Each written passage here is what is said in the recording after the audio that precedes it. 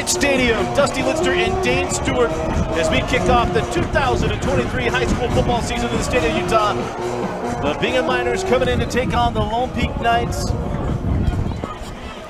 It was 19 years ago that we finally got started. 19 seasons, not years. That kind of crazy, huh? Still at it, which is awesome. I don't get to call games next to Dusty very much, so figured what better way to start off 23. Absolutely, as we are underway.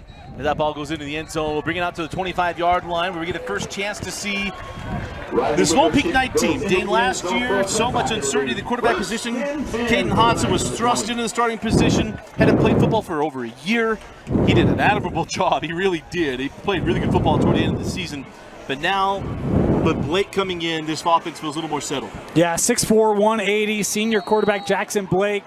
And I've heard great things about, camp and what he's looked like. Saw some time last year. I think you'll see that position really settle down for Lone Peak this year, and I think the offense will have great returns just from that kind of steadiness being back. That was Hoffines in motion, going to fire near side, and Jason Mayberry could not haul it in, incomplete.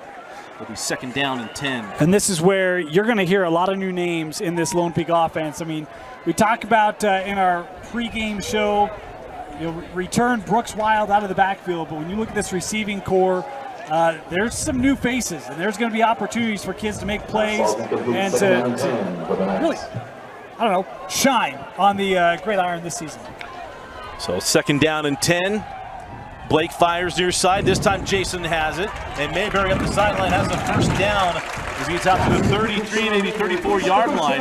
It'll be first and 10, Lone Peak. I tell you, this is a kid. I mean, you talk about the first two plays, targeting both times, 5'9", 140, just a sophomore, Jason Mayberry. Love the confidence in him, right? The first one's one that you'd love for him to catch, maybe a little sophomore jitters there, but come right back to him. Nice catch, turn upfield, first down.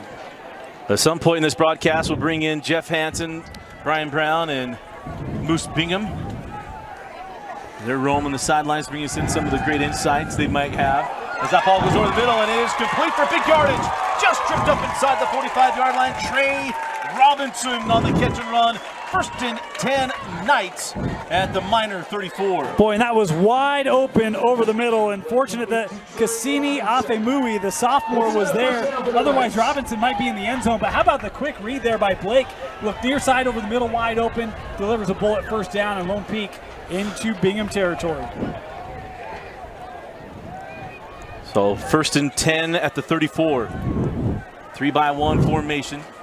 They're gonna go on the ground, got the edge, just tripped up at the 40, so a gain of 4, and on the carry was number 24, Brooks Wild. Yeah, the junior Maliga maybe making a touchdown-saving tackle there. There looks to be a good lane, a lot of room for Wild on the outside. We talked about in our preview, this offensive line for Lone Peak returns a lot of talent up front. I think you'll see those running lanes open up, and then you can develop the play-action passing game off that. They've gone in inverse order tonight. Good, successful running play there on first down. And Lone Peak football on the Rewind Sports Network is always presented by G2G Bar. And now they're going to get the ball to Wild out of the backfield. Love that little motion, and Wild inside the 30-yard line. They see if they mark him at the 30. So it'll be first and 10, Knights at the 30. Yeah, good combination route, and you get Brooks Wild showing he's got some decent hands to the outside there too. You get coverage caught up there in the handoff, and a lot of room for Brooks Wild to turn upfield. And we talked about this Lone Peak offense. We thought it'd be back. The ability to move the football looked that way here on the opening drive of the season. And Gary Trowbridge, a longtime offensive coordinator. Again, staying in that 3-by-1 set. Gonna go zone read, hand off to Wild, and Wild has stood up and dropped. It'll be a loss, maybe a half a yard from this Bingham defense. Yeah, Will Van Cott, the junior, 6'4", 235, and able to stand that up. I'll tell you, look at this. Talk about the offensive line for Lone Peak. Look at that defense in front of Bingham. Big, stout, wide guys, thick hips. And you want to know why people have expectations on Bingham this year. That's part of it. The big of Bingham is back. That's alliteration for you there, Dustin. Yeah, there's another place that doesn't understand alliteration. That is one. As we're going to have a pre-snap penalty. Back up, Lone Peak, 5 yards. We're just fortunate this penalty happened before the play because we found out this week. Rule changes. where that penalty is going to be marked from has changed, and so we're going to ask for a lot of patience. We'll probably have it down by November, but until then, line of scrimmage foul, spot foul, all of that has changed on offensive, defensive calls. Bear with us. The only problem is that you need the Rosetta Stone to make sure you understand it all. Second down at 16. Pressure comes, going to fire up the rail, got a man. Robinson makes the catch. No, incomplete. Oh, I thought he had it, Dusty. Maybe just slightly underthrown by Blake. I thought that Robinson caught that on the receiver or on the DB's back. Could have lost it. It was hard to tell from our perspective. Almost had catch of the year on the opening drive. Well, the thing is, Mr. Official, it was very definitive. It was right there. Yep, very definitive. Like, nope, and that's usually where we go with. Usually you have to wait. I'll add some doubt, but no, that was definitive. It was like, nope, no catch, hit the ground. Bobbled it, thought he maybe brought that in. The DB knew it. He got it, was like, that was incomplete. I was there, we're good. He goes with a 7-on-7, no fly zone. And now we'll have a delayed game penalty on Lone Peak. This is not for a review, thankfully. We don't need that in high school football. Not yet. We talked about changes in our pregame. That was not one that we suggested. Well, let's go VAR. They just come up and do the screen thing. We saw that works really well. Yeah, right. Millimeters. And so delay a game against the Knights. 5-yard penalty brings up 3rd down and 21 for the Knights.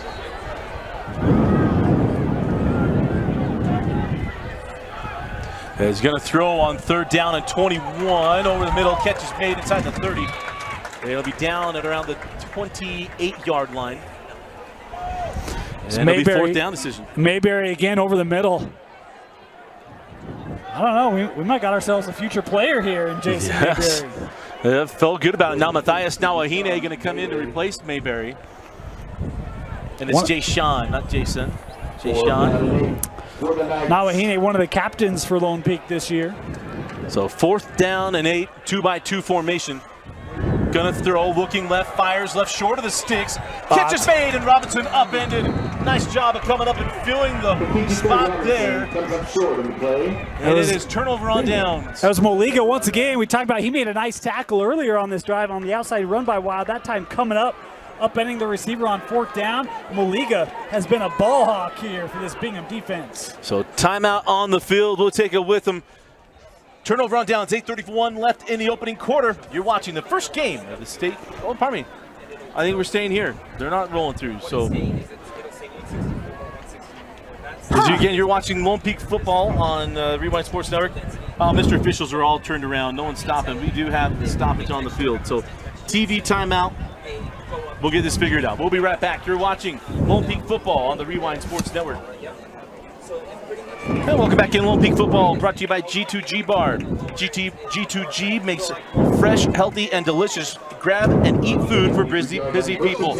You can find G2G Bar anywhere, including at Costco, I know.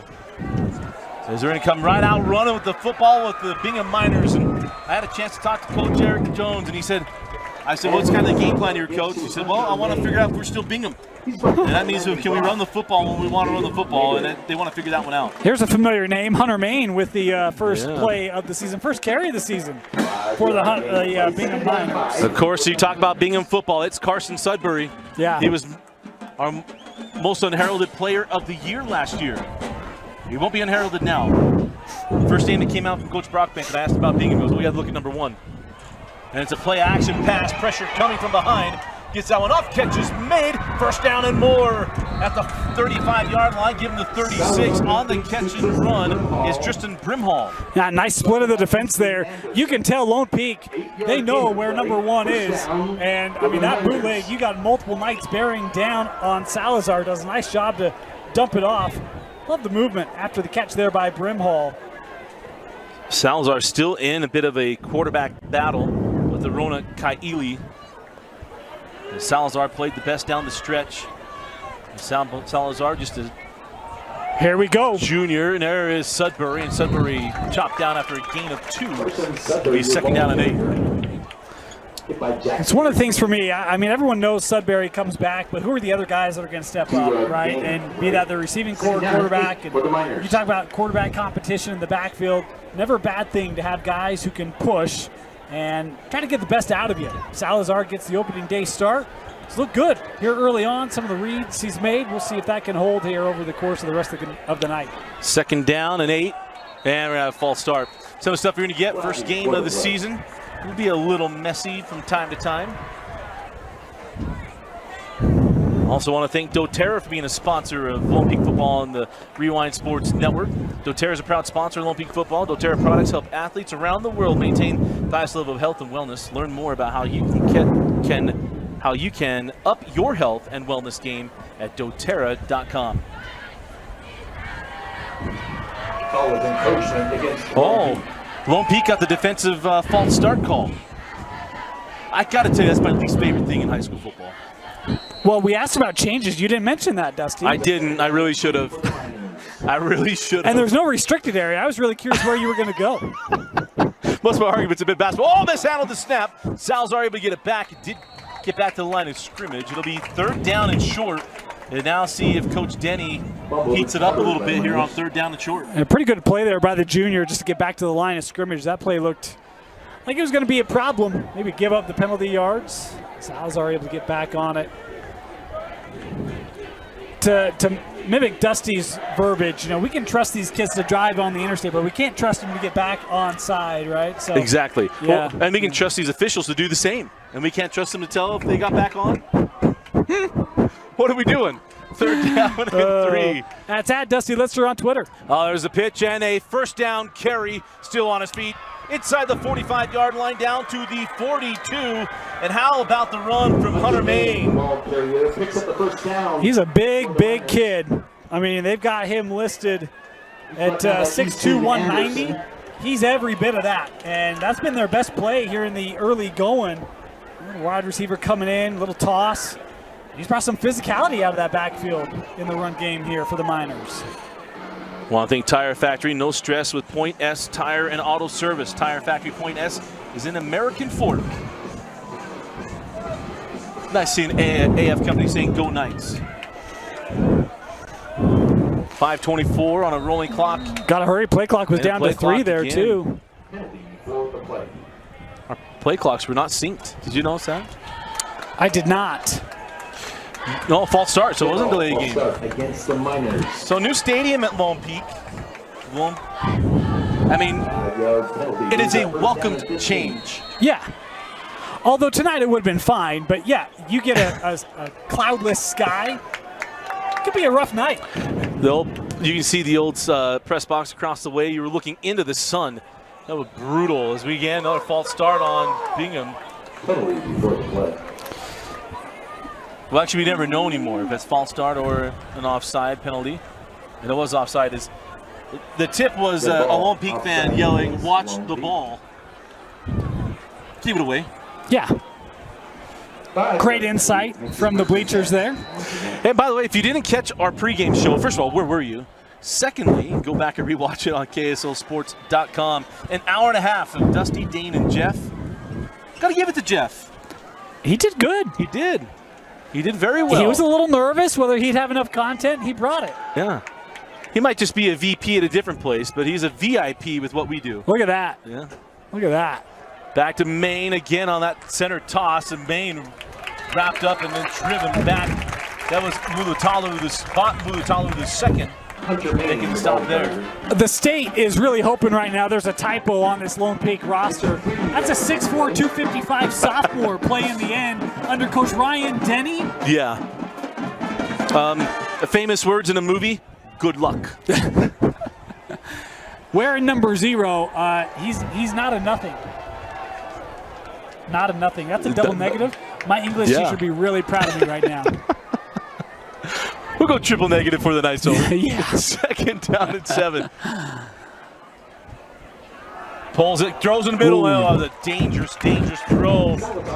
Intended for Maine, but man, he had a couple of guys there. Landon Goff thought he might pick that one off. I almost called him Trajan Hansen. Had to make sure to look down at my roster. Yeah, that's probably the first decision Salazar's made that makes you hold your breath a little bit. Double coverage there. He's just trying to get rid of it with the pressure there. And probably fortunate that one didn't end up with a different result. 3rd down and 7. You know what I do love? I love the lean into the Black Knights. Yes. Here at Knight Stadium. Yes. None shall pass. We'll see if that's true on 3rd and 7. Pitch out to Sudbury. Carson not going to get the edge. Nice job of setting an edge and making the play. Tegan Towel. It'll be 4th down, and we'll see what Coach Jones chooses to do. It looks like a Lone Peak defense, doesn't it? Pressure Right. up the middle, pressure on the outside. You want to run on it, you better get helmet on helmet and get downfield in a hurry. That's a great job on a 3rd and long. Bingham was going to try to catch them on their heels. Not so from Ryan Denny. After this punt, we'll find out where Jeff Hansen's roaming around. Don't know. I thought maybe they'd catch him at the concession stand. I was going to say, I'm looking for a Guaranteed. grill. He was smelling that pregame. Well, Moose Bingham's missing at the moment. Moose is probably with the kicker somewhere. He's dropping balls, seeing if they bounce back to him. That's what he's doing. He's at Muscle Beach, as his favorite coach, Bronco Mendenhall, said.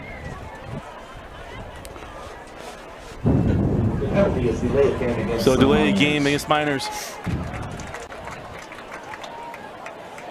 So we'll get this punt in. We'll hear from our triumvirate down on the field with Jeff Hansen, Moose Bingham, and Brian Brown. Got to give it to them. They're spread out all over the place down there. Here's the punt.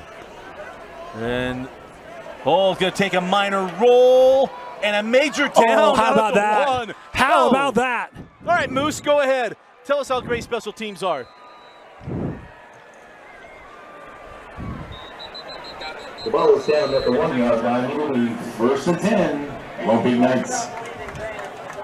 We'll get that figured out.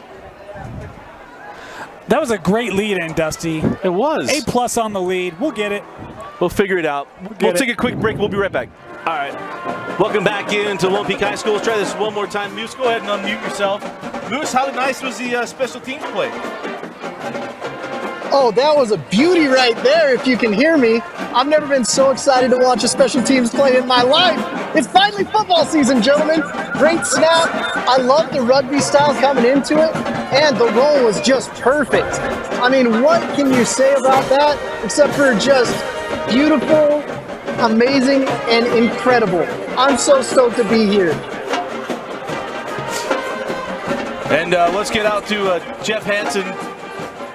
Jeff, first of all, sights and sounds of high school football here at Lone Peak. Yeah, number 1, Bot Mulitalo looks like a Ninja Turtle. And number 2, Moose Bingham is far too excited about special teams. Even by his standards, he's pretty excited about special teams. Let's hit our 5th member of our broadcast crew, Brian Brown. Brian, how about the trench play you've seen in the first couple of drives?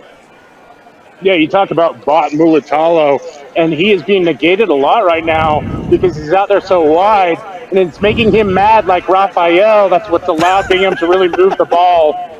And, this is going to be a battle all night long. You've seen Bingham come to the fight. They want to play tough, physical. It's almost a hybrid wing T style offense. So this is going to be fun. I'm geeking out. Moose and Jeff can have the snacks. I want the scheme. Well, the biggest... Go ahead, Dave. I'm going to have to disagree. It's Michelangelo because he's just playing jokes with this Bingham offensive line. See, First of all, it's Leonardo because he's the leader. We got all sorts of references up here. And he wears blue, so he wins. Fair enough. But he's the leader, man, and he carries a sword. So 1st down and 10 after the terrific job by the Bingham special teams. Gonna throw. Fire out to the wheel. Got his man, slip the tackle a little bit more. Tom's still on his feet, and it's a 1st down. Ground control to Major Tom. Gabriel Tom out of the backfield. Looked like they had him wrapped up for a short gain. He was the bounce off the first, brought the physicality. 175, all of that to move the chains for Lone Peak. So 1st and 10. Knight's going to throw. Fire quickly over the middle. Catch is made as Seth Haskett. He's one of those possession receivers for the Lone Peak Knights. I'm telling you, Jackson Blake is quick with this. I mean, it's one look, that ball's out. not a lot of time for this Bingham pass rush to get to him. So I asked Coach Bart Brockbank, I said, tell me an assessment here of Blake, and he said, a little Easton Comer-ish. So he's very heady, makes good decisions, good reads. As he fires that ball out in the flat, break one tackle, Wild still on his feet. Brooks still going. And Brooks makes it very close to the first down marker. He's back there to give it to him. Move the chains for the Knights. Lone Peak is fortunate they're wearing hip pads tonight because they keep taking these hip hits and bouncing right off. Bingham got to come in, wrap them up. We've seen a lot of yards after contact for this Lone Peak offense just here in the first quarter. Hey, even in jousting, those glancing blows, they may score you a point if you get it on the chest, but you're not going to dehorse them. You got to finish the job. I learned that in A Knight's Tale. The shift to the empty set. Oh, that ball tipped at the line of scrimmage, and the no-fly zone getting the sign there. It was 59 Neil Laban able to get his hands up there and knock it down. It'll be second down to 10. Another one of the juniors here on this Bingham roster. Talk about how big they are. He's listed at 275. I don't know, he had me sold he's a little bigger than that. Yeah. Big group up front. Matter of fact, the press box gave it to Sulawesi Pepa. His brother Samote, a former Rewind Defensive Player of the Year. Gonna fire deep. Looking for Jay Sean, makes the catch, and Jay Sean still on his feet. Jay Sean Mayberry with the first touchdown of the 2023 Utah High School football season, and the Knights take a 6-0 lead with 1:37 left in the opening quarter. We talk about how good Maliga has been tonight in this first quarter. That time trying to knock the ball down out of the air. And we mentioned Jay Sean only written at 5'9" on the roster. How about the verticality of Mayberry able to leap up, haul it in over the bigger DB in Maliga, and able to take it to the house. And the point after is good. 1:37 left in the quarter. Jeff Hansen, how about some fireworks there for Mr. Blake and Jay Sean Mayberry? Wow, dude, he got up to go get that ball. That coverage wasn't bad. The most impressive thing about the play, though, was Jay's usage of verticality. That was fantastic. And just unreal. Plus the run after catch. Hey, Moose, how good was the PA attempt? It looked like he was a pretty good motion there. You know what? The PAT was great. I was a little worried because they lost Ian Sanchez from last year. Probably one of the best kickers to come through the state in a long time. But it's Lone Peak. They reload, they don't rebuild, especially on the special teams. And Brian A., the line held up. The defensive line got a batted ball, but just not enough. The offensive line able to create a good pocket. Yeah, you're seeing on that one play, Bingham able to get a hand on the knockdown, but they're playing really high up front. That's allowing Lone Peak to attack Bingham's defenders one-on-one. You see what happens when you get them isolated. Most defenders at this level are going to lose that. Meanwhile, Bingham on offense is trying to really spread out that Lone Peak defense as a team. So that's the matchup that I'm looking at right now, that we're going to attack one player versus we're going to attack you as a team. And a little ill-advised return. As again, we're trying to bring you the best broadcast we possibly can. How about 5 guys? Not one, not two. We were only one guy a couple years ago. Solo calls. I'll tell you, we didn't go to Moose, but Moose has to be giddy after that kickoff. No, I mean after the kickoff. After the kickoff. That ball was 40 yards in the air and dies at the 2. There's really no option there. Got to bring that ball out. Allows the coverage to get down and Bingham back at their own 15. You know who else would be really impressed with that? Huh. Bill Belichick. Yeah, he would. That is the Belichick kick.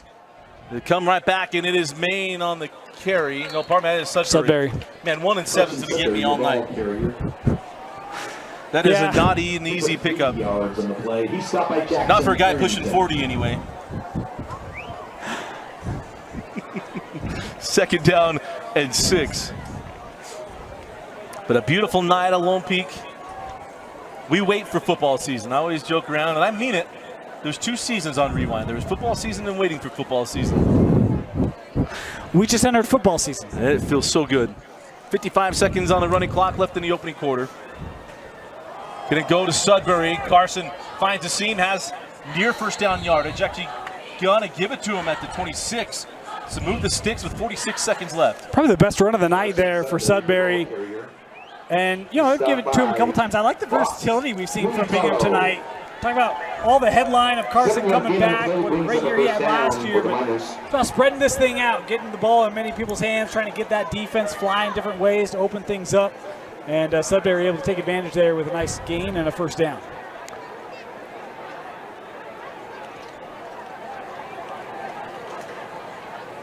Now 1st and 10, again, Coach Freddie Fernandez keeps the ball on the ground, and on the carry was Tristan Brimhall, and that will be the final play of the first quarter. We're 12 minutes into the Utah High School football season, and at the end of one, it is Lone Peak 7, Bingham 0. You're watching Lone Peak football on the Rewind Sports Network, brought to you by G2G Bar. The score is 9-7. And welcome back into Lone Peak High School. Dusty Lister, Dane Stewart, Jeff Hansen, Brian Brown, and Moose Bingham with you as we've kicked off the high school football season. Let's get some sights and sounds. What's going on? First of all, Jeff, I know you wanted to go hit this concession stand, but first of all, give us a sight, sound, smells. Yeah, it smells like concession stand. I have to find my way over there. So the biggest thing that stands out is the size of these offensive and defensive lines on both sides of the ball. These guys are huge. Mulitalo is enormous. Everybody on the Bingham defensive line is enormous. We're seeing some really strong trench play. I'm anxious to see if Freddie Fernandez dials something up after these short little runs that they've had some success on. I think that's a really good point, because I was going to bring that up before, was Freddie Fernandez in trick plays. You know that he has a bevy of them, Dane, and we expect him to pull one out soon. Yeah, we do, but the question was about food, Jeff, not about football. I have seen some night maple bars. There's no mention of that from Jeff Hansen. I don't know what he's thinking about tonight. Come on, Jeff. Okay, that was an about face. I'm getting to the concession stand right now. That's what I'm talking about. There's Jeff going to go make the long walk. Jeff joined us an hour and a half long pregame show. Hope you all enjoyed it. We had a blast. Jeff, one of the fun ones. Jeff and I tonight, tomorrow night, matter of fact, Jeff and I will be in Red Zone. Dane will be back with his normal partner, Moose Bingham. Get him off the field. Moose is going to be out of town tomorrow, so we're pinch hitting for Moose. But, you know, I got a special guest coming out tomorrow night. We got a little Region 3, Region 1 action. PG and Farmington, and what's going to be a heck of a kickoff game for those two programs.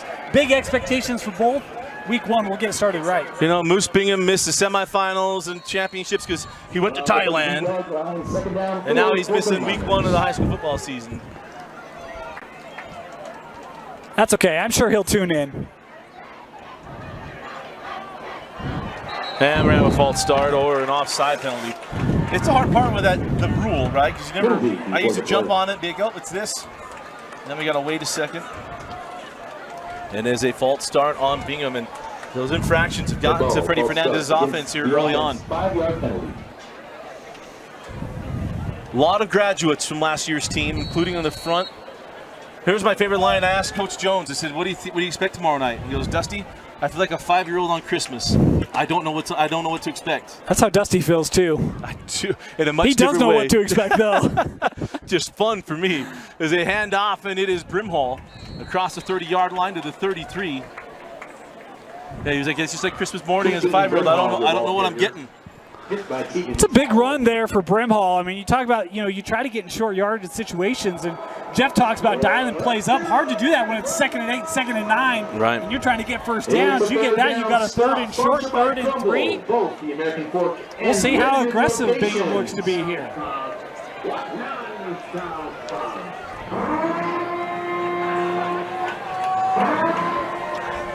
They're going to go to Maine. Maine was looking for a seam and didn't have one. No chance. I would finish up Mr. McMahon's walkout music, but I don't want to get in trouble. How about Bot Mulitalu II once again? That was a nice job. Junior Tahi coming in, the sophomore. He is a junior in more ways than one, but Tahi was ready for that main run. We talked about it had been the best play for Bingham in this first half, and Tahi able to stop it. Tahi is the cousin to Fahu Tahi. His punt unit comes on. Good spiraling kick, going to be taken on the run. Dangerous return, and then dropped was Matthias Nawahine. As we'll play through, 10:41 left in the half, and last time we saw this Lone Peak offense, Dane, it was fireworks. The touchdown pass from Blake to Jay Sean Mayberry. Yeah, I love the way that Lone Peak has gone about this game. I thought we might see them run it a little bit more, but look, we talked about it. I thought there'd be confidence with Jackson Blake this year, and it's been that way early on. How about the trust he has in his receivers? Because I mean, he is. We talk about one look, balls coming out. Like, you trust your guy to be in the right spot. It's been that way here in this first half of the night offense. Gonna fire up the wheel, got his man. The catch is made, and it is Brooks Wild, running wild. Touchdown, Lone Peak. Just a missed coverage, Dusty, coming out of the backfield on the wheel route, and Brooks runs wild to the end zone as it's a 2-possession lead for the home side. They've noticed something. They've thrown a lot to the running backs. Gary Trowbridge, going back to his BYU days, and Norm Chow, they threw to the running backs a lot out of the backfield, kind of that deep angle and wheel routes. And right now, 80% of the time, it works every time on that play. Yeah, and I mean, we've seen them take backs, line them in the slot. They've engaged the backfield a lot in the passing game tonight. It's paid big dividends. As the point after is up and good. Let's go down to Brian Brown. Brian, how about the creativity we've seen here early on from Gary Trowbridge and the design of this Lone Peak offense?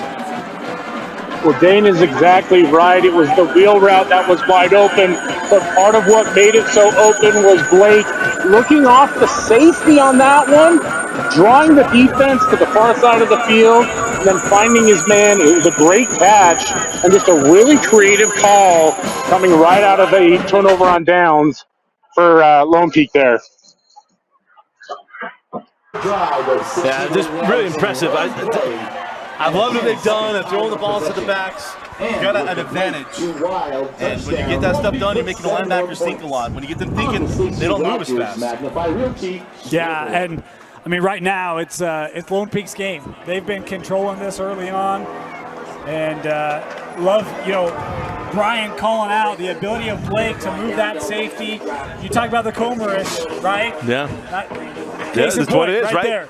Yeah, that consistency in the quarterback position. How about this? I want to thank Ideal Kitchen and Bath. Do it once, do it right. May I add, do it once and it works. Just keep on doing it. The Jeff Hansen cam is on. Attaboy, Jeff. Hey, we got a, what are you ordering, Jeff?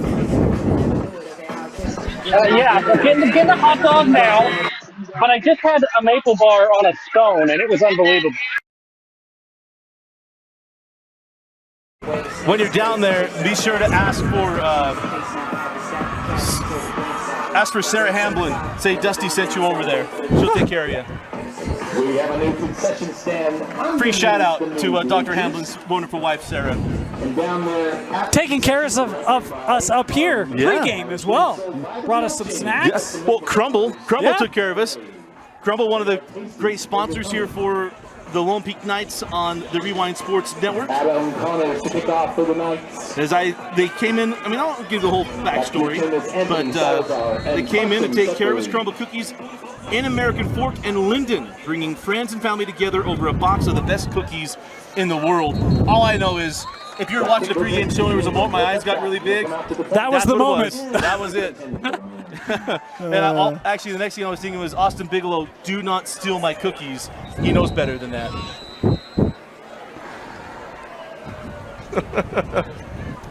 As we got an injury down the field. So we're going to step aside.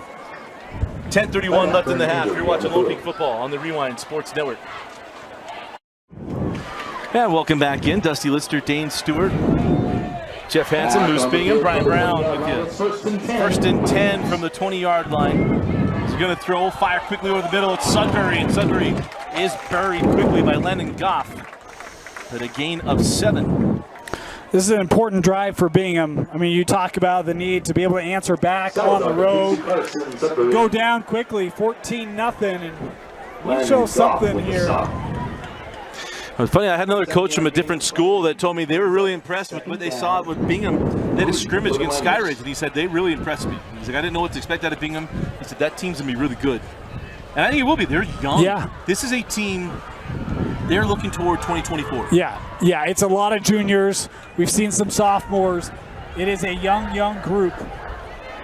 I think they're going to get better week in, week out. And what they don't understand is that Ryan Denny, he defends the first down marker like it's the goal line. And you saw right there, that late movement into double A gap got in there. Well, we just talked about how impressive the defensive line play has been in this first half. Getting pressure on the inside, pressure on the outside. We talked a lot about Mulitalo in this game, but MP up front as well as Manga up front. There's a lot of ballers for this D-line of Lone Peak that are going to make statements all year long for the Knights. So 3rd down and 5 after the loss on the carry. Gonna go play action, roll near side, pressure coming from behind. Fire up the seam, he got a man. The catch is made at the 40-yard line and down to the 36, maybe 35. Bronx Walker.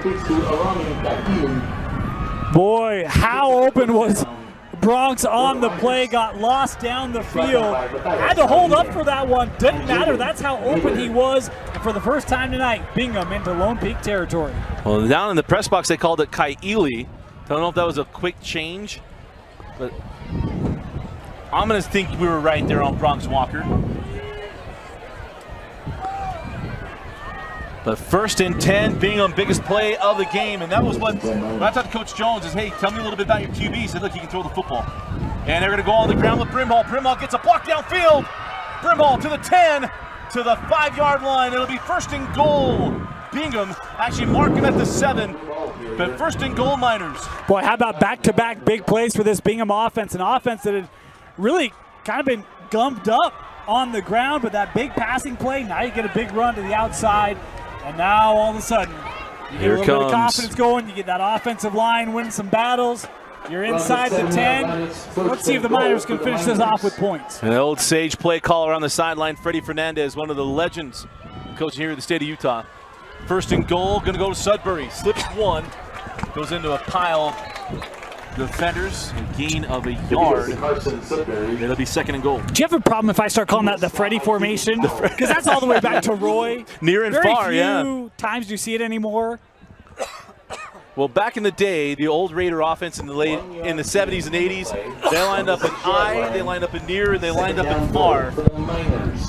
And then they ran 17 Bob Trejo.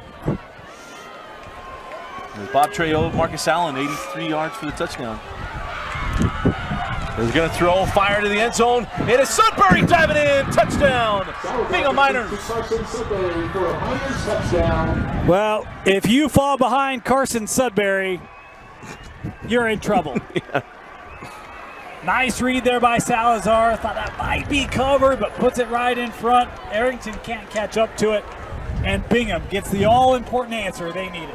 Certainly did. A great answer, and it was a passing game.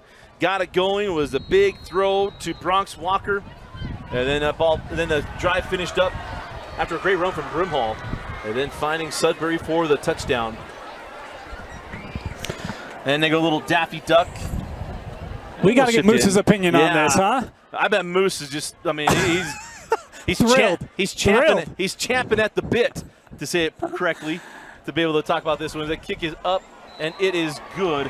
Hey, Moose, how excited are you to see the are you pro Daffy Duck formation on point afters and everything else, or are you kind of just more traditional kind of guy? You have to unmute yourself, Moose.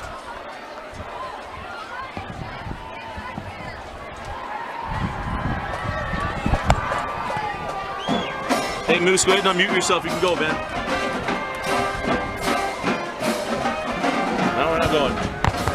We'll get that figured out. Hey, let's go to Brian Brown. Brian, how about the response from Bingham?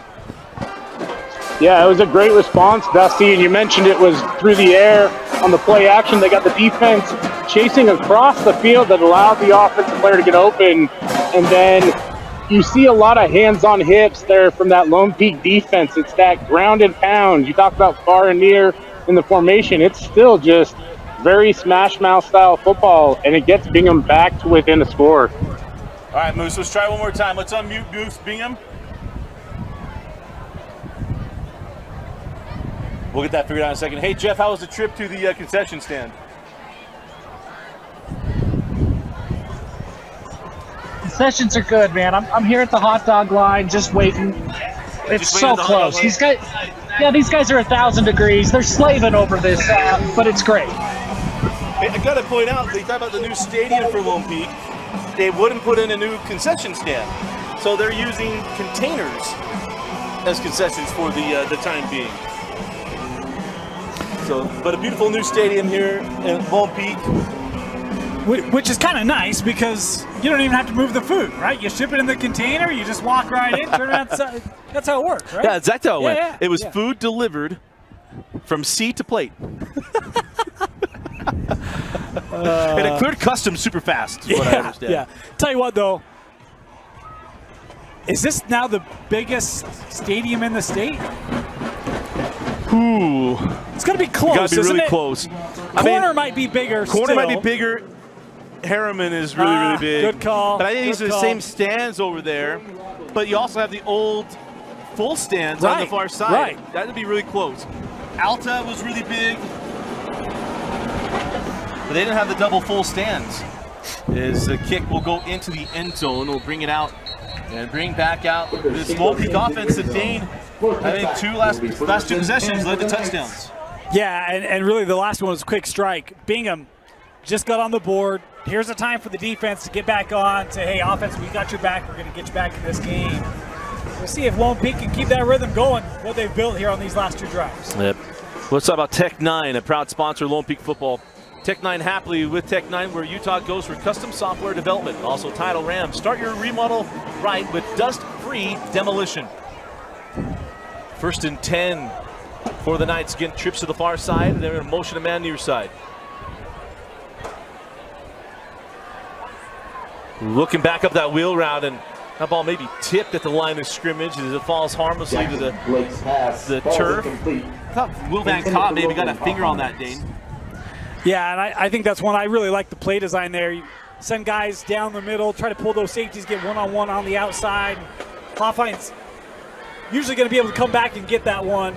Again, just off the deflection there, Dusty, as you mentioned, but like the concept, the play design there. And it's been creative offense tonight from Lone Peak, really maximizing the skill on the field. Gonna go zone read. Nice pull.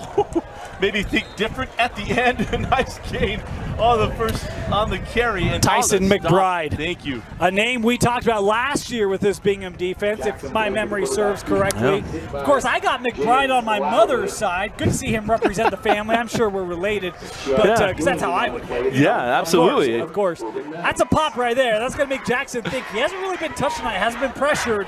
Next time he goes to run, you might have memories there of Tyson bearing down on him. Definitely from the clan McBride, from back in the old land. Yeah.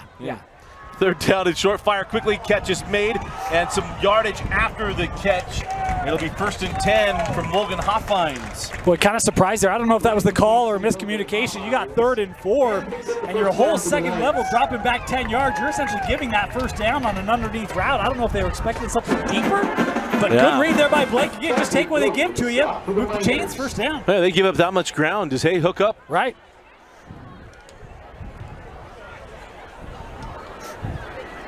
.6:35 on a rolling clock in the second quarter. And it is Brooks Wild and Van Cott with the stop. Wild with a good gain on 1st down out to the 37-yard line.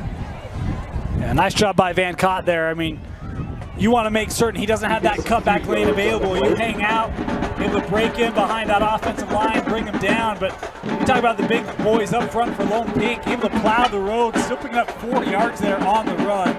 This Lone Peak offensive line, I think you're going to see them exert their will week by week as we go over the course of the season. 2nd down and 6. Going deep once again, got him out there. Just a little overthrown, looking for Hoffines. Working out of the slot, couldn't quite connect. It'll be 3rd down for Lone Peak. Well, and that's some of that headiness right there. You've got a safety back for Bingham, and I believe that's Doty. Yes, it is. And you know you've got to throw that ball outside. That ball isn't missed by much. That's just a yard overthrown, but beautiful placement there from Blake. Just missed his guy. I love those green gloves from Doty. The only problem is you won't get away with the defensive holding with those green gloves on. Third down and long. Setting up a screen. They got the catch and the first down across midfield on the catch and run. Gabriel Tom. Oh, he lost it. Was he down? That's going to be the question. Officials are going to come together. Bingham football. So give the ball to the Miners. Tom had the first down, lost it as he crossed midfield. Wait, now I'm confused. We had one that was pointing. They're going first down. Okay. We had one that I thought was pointing Bingham first down. And maybe I think he might have been pointing to the spot where they said it was down, so that's on me. Our officials must be wearing the wireless mics tonight too to go through that quick conversation. Yep. Bingham was trying to get that change. Yes, they were. Ready to bring the offense out. They were trying to go old school football, and high school football still is old school football with no replays. Hey, just fake it till you make it. All I know is I was part of a game in 2000 where our running back went down and was in a cloud of dust. He spun the football as he got up. Our opponent jumped on it, and the officials gave him the football. I'll never forgive it. I'll never forget it. You know, I love our officials, but, I mean, they've been holding Carbon back for decades. Forever. The whole reason we haven't won since 2000. And the only reason. The 0-1 season was way worse, believe me. Got to throw on first down. Pump it, throw it, got a wide open man. It is Robinson, and it took him out of bounds. Trey Robinson. We've seen the out route already tonight. The double move by Trey, that corner bites. And boy, they're fortunate that Blake didn't throw that just a touch further inside. That wind is blowing kind of near the camera. That might have had some impact, but boy, that one could have been 6 for Lone Peak. And that first down brought to you by Legacy Power with Trey Robinson making that catch. Only fitting to bring in Legacy Power right now. Smart energy solutions for a better future. It must have been the wind. It did. It blew him right out of bounds. Yeah, there is a pretty good wind coming from the south as we got a delay game.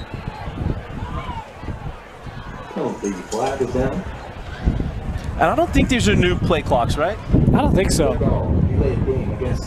There's only a couple schools left that don't have the play clocks in the back of the end zone, but I get the privilege of being in a studio on Friday nights during football season. So yeah, you a little chilly out here. I mean, the wind's blowing. The elements are a little much. It's a little humid out here in Alpine tonight. Now, luckily, I went to Florida. I know this isn't humid. That was humid. And now another penalty. We can expect this on the first night. The barometric pressure really getting to us up here atop the press box. How's that? Another penalty going to back Lone Peak up. New press box. We were told to expect it to move quite a bit. Now, I will say it has moved, but it has not moved recently. At least not to memory. And I've been on worse. It's not bad. Now, I got to give it. It's usually when people are on the stairs behind us. Yeah. But I tell you, it is hard to, we talked about favorite settings. Lone Peak's a good one too. Yes. Now, granted, it is the mirror image of Corner Canyon.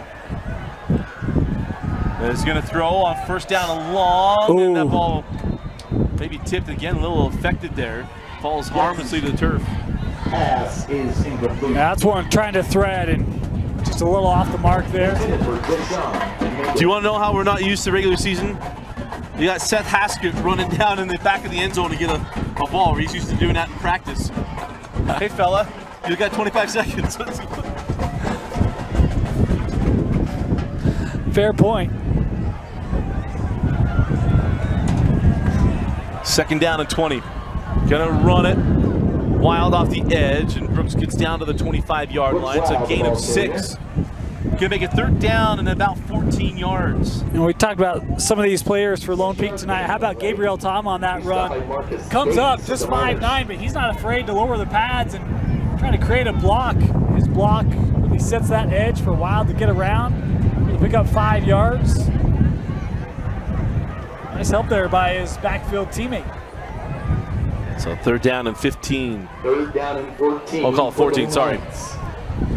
Robinson, the near side receiver. Gonna throw. Still looking, gonna come near side. fires, looking for Robinson, and a little tall, trying to throw it on the run. Ball's incomplete. And kind of in no man's land here. You do have some wind to try the field goal, and that's actually what they look like they're going to do. Try to take advantage of the wind. Is Adam Connors going to come on to try the 42-yard field goal. This is when Lone Peak is wishing they had Ian Sanchez from last year. Moose talked about him. What a great kicker he was. See if Adam Connors can do his best Sanchez impersonation here. If Moose can unmute, we'll let him talk about it. As Connors gonna have to try it again, as we got some flags on the play. We have a penalty before the play. So Moose has not yet unmuted. Gonna give him a chance to talk about some special teams, but he has to. He's got to turn his mic on. Brian and Jeff are ready to go. All right, Brian. All right, Jeff. Happens when we try to talk special teams. They just don't want to. And all due respect to the kickers out there, nobody wants to hear about it. Yeah, I mean, Jeff and I get to skip it during red zone. What about you, Brian? Yeah. I'm just here to watch the domination of the snack bar by Jeff Hansen. Guys, they've got some maple bars. This is going to be blasphemy of me to say. It is better than a cougar tail. They put the maple on a spoon. It's unbelievable. You've got to get down there. It's the Lone Peak Trail team. They're fantastic. $3 for the best maple bar you've ever had in your life. Yeah, the Lone Peak Chevaliers. Now, I can't remember if that's the drill team or if it's the cheerleaders, but yeah, you're absolutely right. So Connors can get backed up after the illegal substitution. So now, 47-yard field goal.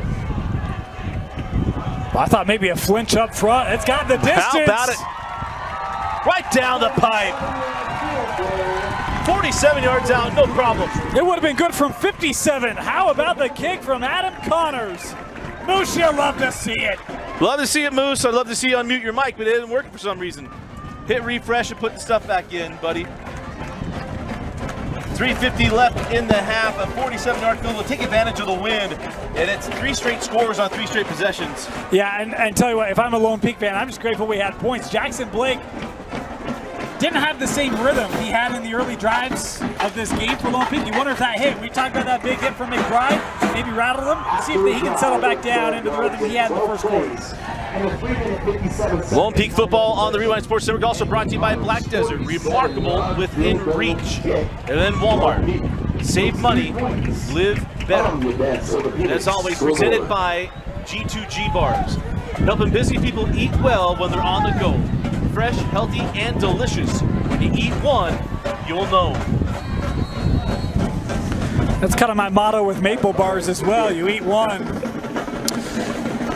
Sure, that's much healthier and better for me. Anybody who watched our pregame show knows I have been missing a lot of things during the break.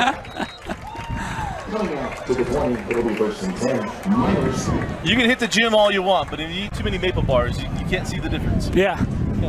That's got to be my problem, right? Because, yeah. So this Bingham offense found some momentum on their last possession. And we'll see what they're going to find here on this possession, Dane. But it was good to see. It wasn't the ground game, surprisingly. The ground game has been there. But yeah. it was as Coach Whittingham would say, the throw game that got going.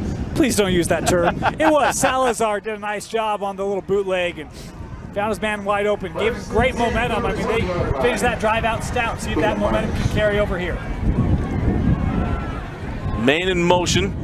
Gonna throw back screen. Got his man. Nice read.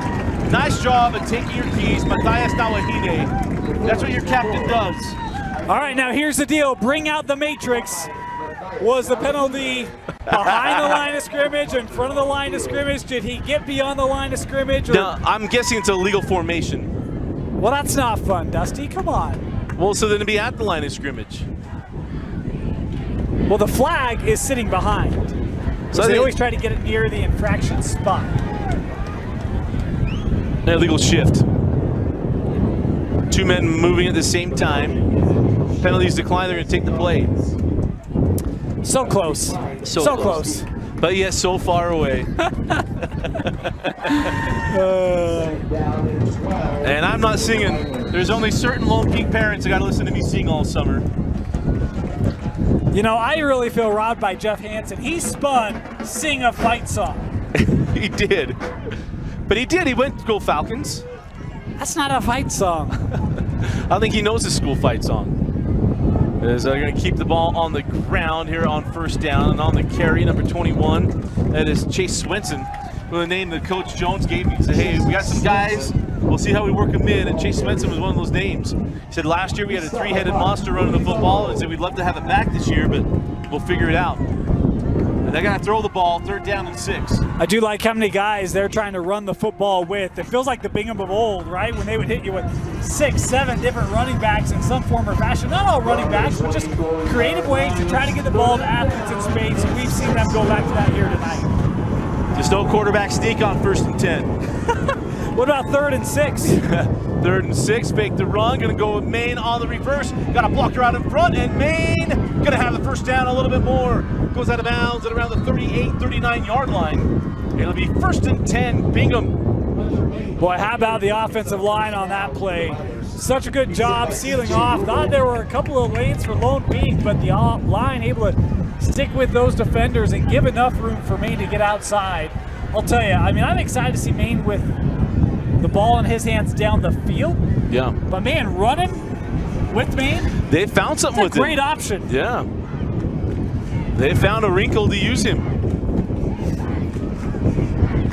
2:37 left in the half, 1st and 10. Play action, roll near side, fire short. Catch is made by Brimhall, got a nice block across the 50-yard line and is escorted out of bounds. Mark him out at the 47 in Lone Peak territory. 1st and 10, Bingham. Was a nice block by the senior Britton Anderson, able to come back and help clear a little lane for his receiver. We've seen them a couple times on that bootleg, and just enough time for Salazar to execute out of it. He's been confident. Feels like his confidence growing as this game proceeds. This offense is growing. Yeah. They've found their rhythm as well. Hey, how about the crowd on hand tonight? Good. Crowd from Yeah. Lone Peak. Bingham nearly filling out their far side. And school isn't even in session yet. 2 seconds, 1 second. Bingham will take a timeout. So, timeout, Miners. All right, let's try this one more time. And he's standing down there by them. Moose, unmute your mic. We're going to play it like a game. Unmute your mic. Here he is, Moose Bingham. Moose, how about the field goal? Let's give you a chance on that 47-yarder. The field goal was absolutely beautiful coming in. I loved it, and it was really frustrating as a kicker watching the penalty going back. That just shows the grit of this young Lone Peak kicker. Love to see it. Even Ian Sanchez last year missed his first field goal. Not this new kid. You gotta love it. And for Bingham on that PAT, I hate the Daffy Duck formation. It's the worst thing in the world. Hey, you were on a team that scored on a Daffy Duck against Lone Peak in the playoffs. You know what? It's been so long it doesn't matter. Get rid of the Daffy Duck. It's awful. Good. We'll get a little bit more from Moose, Jeff, and Brian as we're close to the end of the first half. Dana didn't get to hear that. He says he doesn't like the Daffy Duck. I think I remember that. 1st and 10, gonna roll far side, now gonna run. Has some room. Coach Jones said, hey, he can use his legs. Gets inside the 30-yard line, down around the 25. Mark him out at the 27. Again, another first down for Bingham. And how about the job of this offensive line? We talk about all the pressure Lone Peak was getting with that defensive line early on. Not the case, and I love Salazar that time. Couldn't tell if it was a called run or not. I think it was. I think it was. But, man, able to show some wheels, some speed, and a big gain for Salazar on the ground as here come the Miners. Coach Jones asked him, hey, tell me about Salazar versus, it was he, and I mentioned earlier, he and Kai Ely battling out for the quarterback position. He said, but we like that Salazar can use his legs. He's not Dallin Martinez. Not many guys are. But he can use them when we need him to. Salazar faking to Sudbury. Now go back to him. Carson up the sideline. Puts his shoulder down inside the 15. It'll be 1st and 10 once again for Bingham. Boy, if you can get that throw back to Carson Sudbury, give me that every time. All sorts of space up the sideline. Salazar again seeing that pressure come right at him, able to quickly dump that off underneath, and Sudbury does the rest. this was the fourth quarter, I'd be saying Bingham doesn't want to score too quickly, but they got to find the end zone inside of 2 minutes left in the second quarter, down to 1:50 on a running clock. Yeah, we're gonna have a timeout for Coach Art Brockbank. Now let's go to Brian Brown. Brian, how good does it feel as a staff when you see your offense starting to catch a little momentum?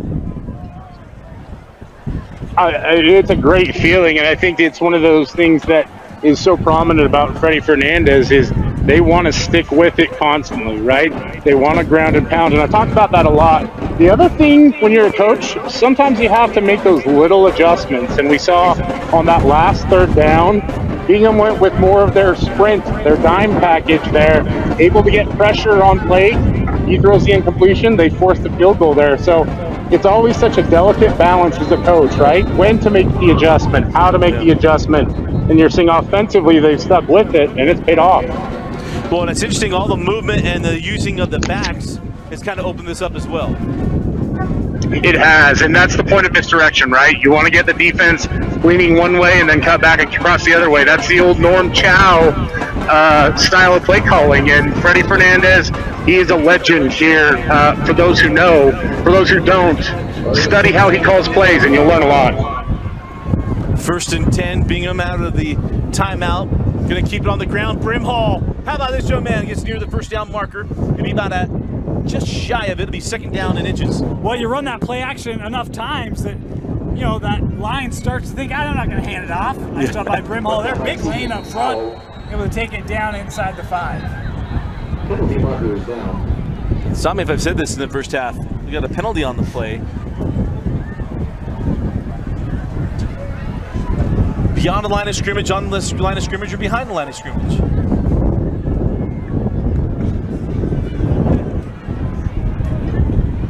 Well, interesting, they've already...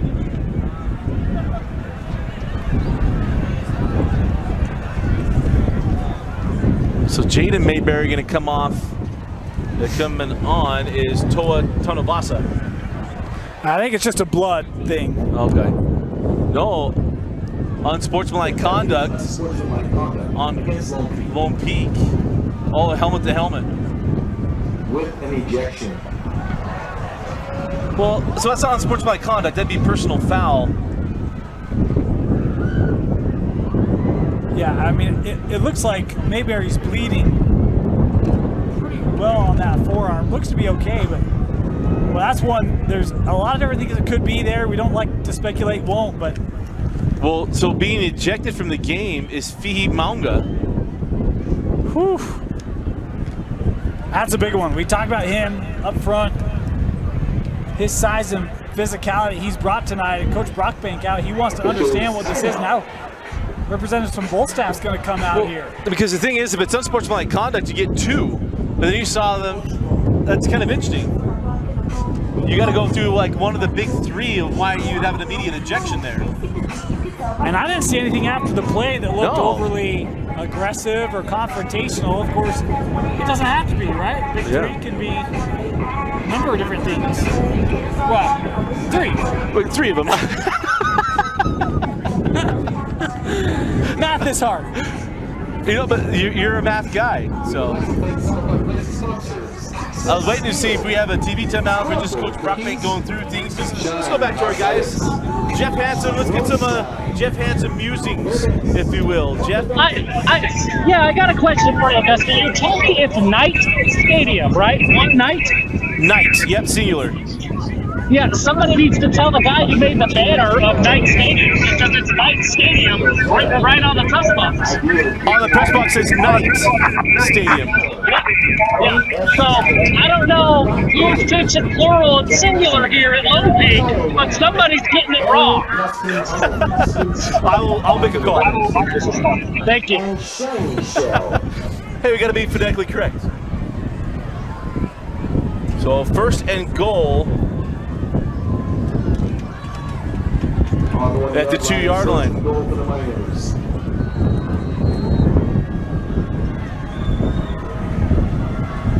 Gonna go Brimhall. Brimhall gets stood up and driven back. Nice job and knifing through Junior Tahi. Looking like John Henry Daly. Yeah, that was a great move by Junior Tahi. The big linebacker bursting through. I love going back to Brimhall. Worked well on the last play, but Tahi attuned to it and able to shut it down. I wonder if they kind of just go through and say, hey, numbers mean something here. So if you're a playmaker on the defense, you gotta wear number 9. Well, yeah, because you think, was it Seth Dahl or Daly? Dahl and Daly. Dahl? And then 13 was Siri a couple years ago on that state championship team. Yeah. So lost a yard, 45 seconds on a running clock. Go back to the ground, trying to get to the edge. Brimhall is stood up and dropped. Nice job on knifing through initially to get the contact through the towel. And then Goff came up to stop him with Junior Tahi. And then that'll be 3rd down and goal. Yeah, you go from a 1st and goal to 2, inside stuffed, outside tracked down. Now you got a 3rd and goal. I think it's 2-play territory for Bingham here. That wind is picking up, and you're almost kicking right into it. Yeah. I think I'm probably saying, hey, I got 2 opportunities. I wouldn't be shocked to see maybe a play action here, see if you can get something in the flat, and then on a 4th down, you could try to pound it in one more time. But good stops here from Lone Peak. So it's impressive, especially because you lose Maunga on 1st down, and then they've been able to come through and make the play, and it's Tahi able to read keys and come through. I expect Freddie Fernandez, this has got to be a play action. That's what I'm thinking too. Because 4th down, you definitely expect play action. Now the problem is Salazar's right-handed, you're on the near hash.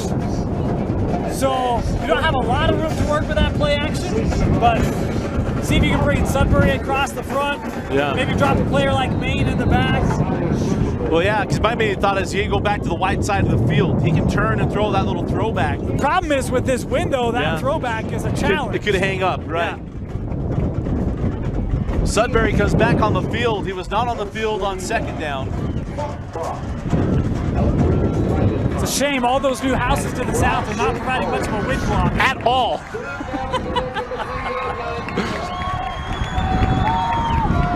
And Bart Brockbank takes a timeout. So timeout on the field, we'll take it with them. We'll be right back with the 3rd down. You're watching Lone Peak Football on the Rewind Sports Network, brought to you by G2G Bar.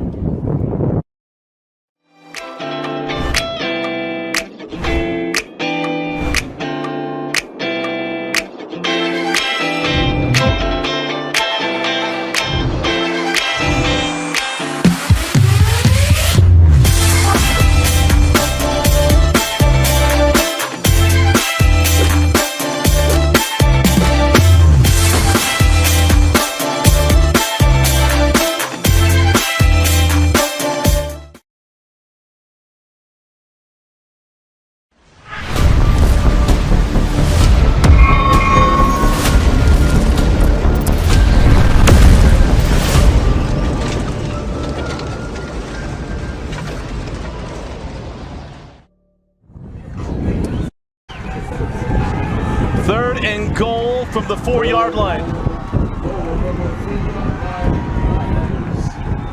Salazar in the shotgun. Play action. Try to roll near side. And down he goes. But Mulitalo the 2nd. Junior the 3rd with the sack. And it'll be 4th and goal at the 10. Boy, it looked like a miscommunication. Salazar came up immediately, had a conversation with a teammate. But that miscommunication, deadly, a big loss on the play, and that's the risk you run on a 3rd and goal from short, trying to pass it. The pressure, that pass rush of Lone Peak back on that play, timely rush when needed, and now, boy, if you're Bingham, this is not what you want to be facing. It is not. They ran it down to just inside of 2 seconds to take the timeout, and it's going to bring on the field goal unit more than likely here for Coach Jones to make this a 1-possession game. I'm not gonna lie, this is not as easy as just moving your game controller to the left and pushing all power, right? There's some skill to this one. All right, this is gonna upset Jeff Hansen, but let's go out to Moose. Moose, what's it like when you got a headwind coming right at you to try to make this kick? It's really difficult. You want to drive the ball, but you don't want to kick it too low so that it can get blocked. You've got a lot of good kickers here at Bingham with Riley Whitaker, number 90. You've got a lot of different guys doing a lot of different things, but they have a solo field goal kicker that Riley Whitaker isn't. So it's going to be interesting to see that kicking battle continue throughout the season. I think he's going to make it, but this is tough especially with the angles that are going on and this daffy duck crap that they're trying to do again. So bring him out. And again, what Moose was just saying, doesn't want to kick it too low because you want to punch it through the wind, but if it's too low, you're going to kick it into the block.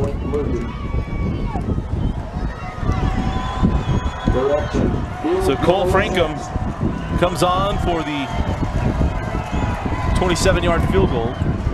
Good snap, hold, and no good.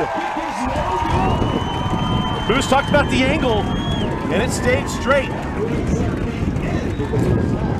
We talked about it, and I don't know how much that wind played into it. It almost died down momentarily for that kick, but missed opportunity there for Bingham, and boy, that sack now ever so costly for the Miners. So costly. We go to halftime. It is Lone Peak leading Bingham 17-7. You're watching Lone Peak football on the Rewind Sports Network. We'll step aside when we come back. We'll rejoin with the whole crew. You're watching Lone Peak football on the Rewind Sports Network. Halftime score, Lone Peak 17, Bingham 7. Second half ready to go. Dusty Litster, Dane Stewart with you. We got Brian Brown, Moose Bingham, and Jeff Hansen roaming around the sidelines. Dane, that was a fun first half. It was a fun first half, and you know, it's always hard week one. You don't quite know what to expect. I thought I might see Lone Peak run it a little bit more. I think for Bingham, I didn't see a lot that I didn't expect, but I saw a lot of players that I didn't know how much depth they would have. Their depth there. Our preseason poll had them top 5, and you see why. Good versatility out of both sides tonight. Short kick taken by the up back. Gives some room on the outside. Been able to catch the outside and then track down around the 30-40 line. On the return was Chase Swenson. But it'll be Bingham football at the 34-yard line. And this offense, we talked about, kind of caught some fire at the end of the half. Anthony Salazar found some room through the air. Yeah, he did, and it helped the ground game get going. You know, one of the questions I was going to ask our guys down on the field was if they saw a difference in how Bingham was trying to pick up this defensive pressure of Lone Peak, because really from about the 10-minute mark of the second quarter, we didn't see a lot of pressure until that third down stop. So we'll see if Bingham offensive line can keep those blocking downfield and keep the intensity of this Lone Peak defensive line in check. Swenson got the kick return. He also got the first carry of the second half. And that was a good gain on first down, a gain of 5. Make it second down and 5. Matthias Nawahine on the stop. He's got to be the younger brother of Nawahine. Has to be, right? Has to be. If he's not, we'll deem him that way and let someone fix it later. And here comes Swenson. And Swenson stymied at the line of scrimmage. It'll be third down and about 5. And that time Lone Peak bringing pressure right up the middle, sensing, hey, we want to take an opportunity, try to stop what they thought was going to be a run play. Did a nice job. Just overwhelm the offensive line with numbers, take away your running lanes, and bottle it up for no gain. It is a big third down here for Bingham to start this second half. So third down and 5 on this opening drive of the second half. The Miners got down inside the 5-yard line and were denied, missed a field goal to make this a one-possession game either way. So on third and 5, they go to the shotgun. But like how many guys are in the box for Lone Peak here? Oh, miscommunication on the play. Salazar got away from 1. He's not going to get there.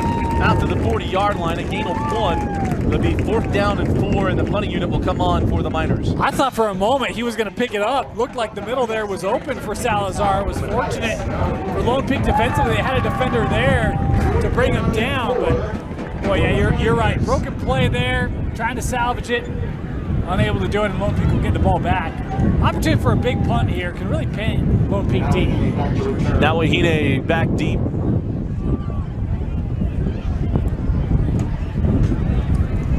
Oh, good pressure. Able to get that one away. Nawahine will take it at the 15-yard line. Slips a couple. There's that moment I think, can he get his foot loose?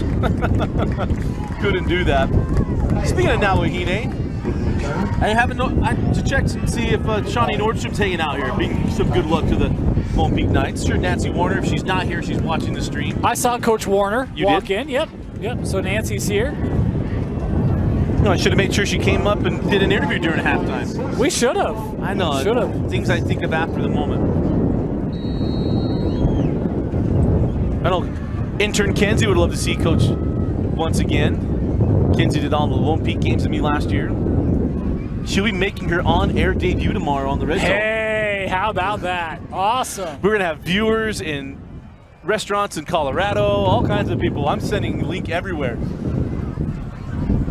So first possession of the second half for Lone Peak. Going to keep it on the ground. Slipped one tackle and then buried on the carry for the Knights. It was Gabriel Tom. And a nice job of getting through, making the stop there was, I believe that was Bodie Peterson. Jace Toupé in on the stop as well. Nice run pursuit there by Bingham. Jace Toupé, a part of that family. Toupé football line as that ball flipped out in the flat catch made. Oh man, that was a big pop. Nothing you like more than getting held up and you have Peppa come up and just add a little salt to the Peppa. He knocks you down. That's all of 6 foot, 300 pounds. It's a big family. They've had big minors here for years. And we talked about Peppa in our preview show, and he showed some of that talent and size there on that second down tackle. Third down and long. Fires short of the mark, rebounced it in, and it'll be incomplete. And a nice job by the Miner defense. They get a stop. Throwing into this wind, and you notice that nose just dove on that throw. Yeah, it did. And that's a throw that I think Blake was making in those opening drives. And that time, yeah, it just kind of dives into the turf. Not an opportunity, and the Bingham defense does its job. So kicking into the wind is Lone Peak is Doty back deep.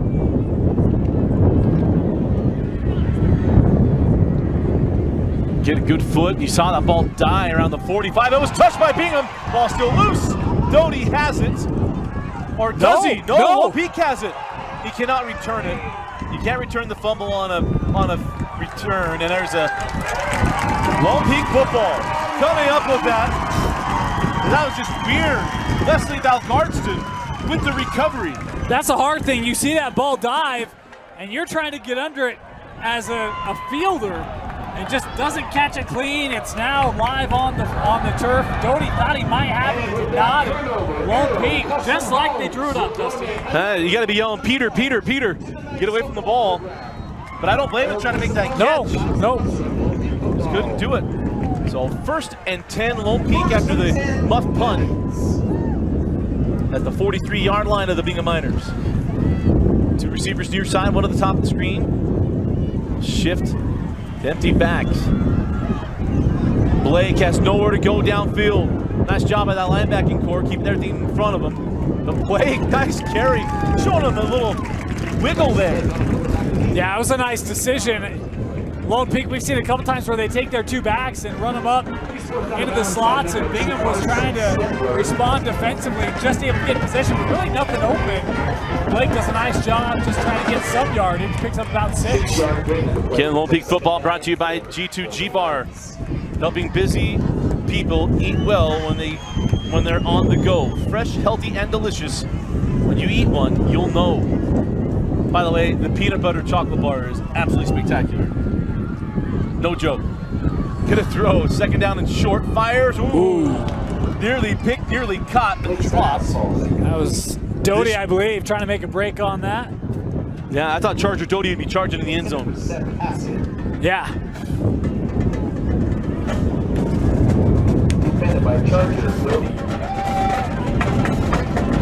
So 3rd down and 4.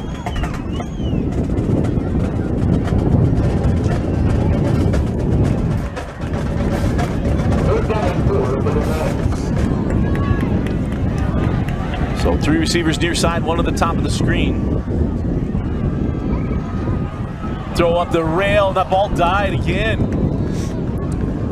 See, and I think that's one where Blake may be overthinking it a little bit. You've got roll coverage over the top. They're trying to slide that route in along the sideline. If that's one you put a little more air under and try to lead your receiver. Yeah. But with the wind, you're thinking, I got to cut it through. And now you get stuck kind of in no man's land, and next thing you know, it's 4th down. You know, these kids don't know this, but Phil Simms can throw through the wind, so can you. And Phil Simms said he just had to throw a tight spiral. He's like, there's one thing I'm good at when he thinks he has good at a lot of things. He threw a tight spiral. And that's where the elements tonight have made their impact. The wind dying down a little bit. Don't overthink it. Just go play, right? Yeah. 4th down, gonna go for it. Fire again. Catch is made. 1st down. Is that Jay Sean on No, the it's kid? Brooks No, Wild. Brooks Wild. And that's experience right there. He had the sticks, but you see him reach out there late, doing everything he can to try to keep this drive alive, and does so. So 1st and 10, Lone Peak. Again, this drive extended by the muff punt from Bingham. The wind system that came through, we watched it come at us. I was worried it had rain in it because it was pretty shady down there. Kind of maybe passing through now. 1st and 10, gonna throw. Blake fires, got his man! Inside the 15-yard line, that's Huffines. I thought he was actually gonna go to Wild, who was running a similar seam route on the other side, but underneath it was Hoffines, and a great job because you kind of slipped that ball underneath while Wild's pulling that safety and a big gain, and you're inside the red zone. So 1st and 10 inside the 15-yard line. We'll go 2 by 2 here for Lone Peak. Near side receiver, that is Jay Sean. Had the touchdown earlier. Looking left, gonna throw left, got a man there, go up, make the catch! Robinson pulls it in! Touchdown! Trey Robinson! Thought he had a touchdown going this way in the first quarter. No doubter on that one. And that's one where we talked about don't overthink it. Just go play your game. Confidently throwing it up there, trusting his senior receiver Robinson to go and get it. Trey does. And it's 23-7. And when Trey Robinson scores, you get the Legacy Power read. Legacy Power, smart energy solutions for a better future. Legacy Power, a proud sponsor of Lone Peak football on the Rewind Sports Network. The point after is good. Let's go down to a former high school football coach, Brian Brown. Brian, how about the response there from Bingham after getting them up punt and making the most of it? Yeah, you see the importance of controlling the football in that one, Dusty, and a big part of it there at the very end. Bingham doing everything they can to try and put some pressure on there. Come with the double A gap blitz. We used to call that apples back in the day. Who knows what they call it now? But you leave those defenders one-on-one on the outside, and Robinson goes up and makes a great play. But I think you mentioned it with the muff punt. That's a darned if you do, darned if you don't situation, right? Because you've got all that traffic in there, so you've got to try and secure the ball. You can't really make the Peter call or the fire call. And you see that's one of those situations where the ball doesn't bounce in your favor. And really a ton of credit to Lone Peak for capitalizing on the momentum and going up ahead now. 2 scores, 3 scores. Math is hard down here. Hey, Moose, when you go through win, do you guys go through these conversations as a special teams? Go through, hey, Aaron, we're going to handle win situations? Yeah, you go through win situations all the time. I always have kickers go out, train in the wind. The punter on that last punt, the ball actually was affected by the wind. It came outside, and it came off the side of his foot instead of staying in that meaty spot where he wanted it, in the strike zone. And it ended up good, but it just shows you how important special teams are in this game. With special teams, it's a 10-point swing right now, and it could be 17-10 right now. But you got to see that your special teams, if you're not working on them day in, day out, focusing on the win, it's going to be a tough season for you. That's a third of the game, and you got to focus on it. But I think Charger's going to come back and make something special happen because he's a special athlete. I've been impressed with him. I haven't been impressed with his gloves, though. Jeff, did you finally get your hot dog? I got a hot dog. I just wish I was as cool under punter as Blake is. Man, he's just throwing these balls up. These Lone Peak receivers going up and getting it. What a performance. I tell you, the kid has been awesome tonight. I mean, you talk about what we've seen since that first drive. I mean, it has been, you know, when I talked to Brock Bacon, he said Comer-ish, and he may put some qualifiers behind it, right? But you see I see what he sees with that. Yeah. Well, I think there's still some consistency there, right? But man, I mean, you gotta love some of the reads he's make when he's playing with confidence. That dude can move an offense. He can be a problem. Now, I was on the phone with Bart, but now I kind of envision it that his eyes lit up. But he told me about his wide receivers. He goes, this guy. Now these dudes are burners. He's like, I think we can do some special stuff. And then he mentioned, obviously, those are more of a possession guys. But, dude, we got some burners on this team. Well, I think Mayberry's one of those that we're going to be talking about for years to come. Dusty loves kind of the slot guys, right? There's a lot of offenses that have been really prolific by some of those short guys and speed guys. And I've been impressed. They've taken Mayberry to the outside and said, hey, we're going to trust you one-on-one. And he's won a lot of battles. A nice job on that defense. And once again, Junior Tahi, have a night, young man. Junior middle linebacker has been spectacular. Yeah, he has been. And, you know, that's the thing for me. I think Bingham has done a really nice job of staying with who they are.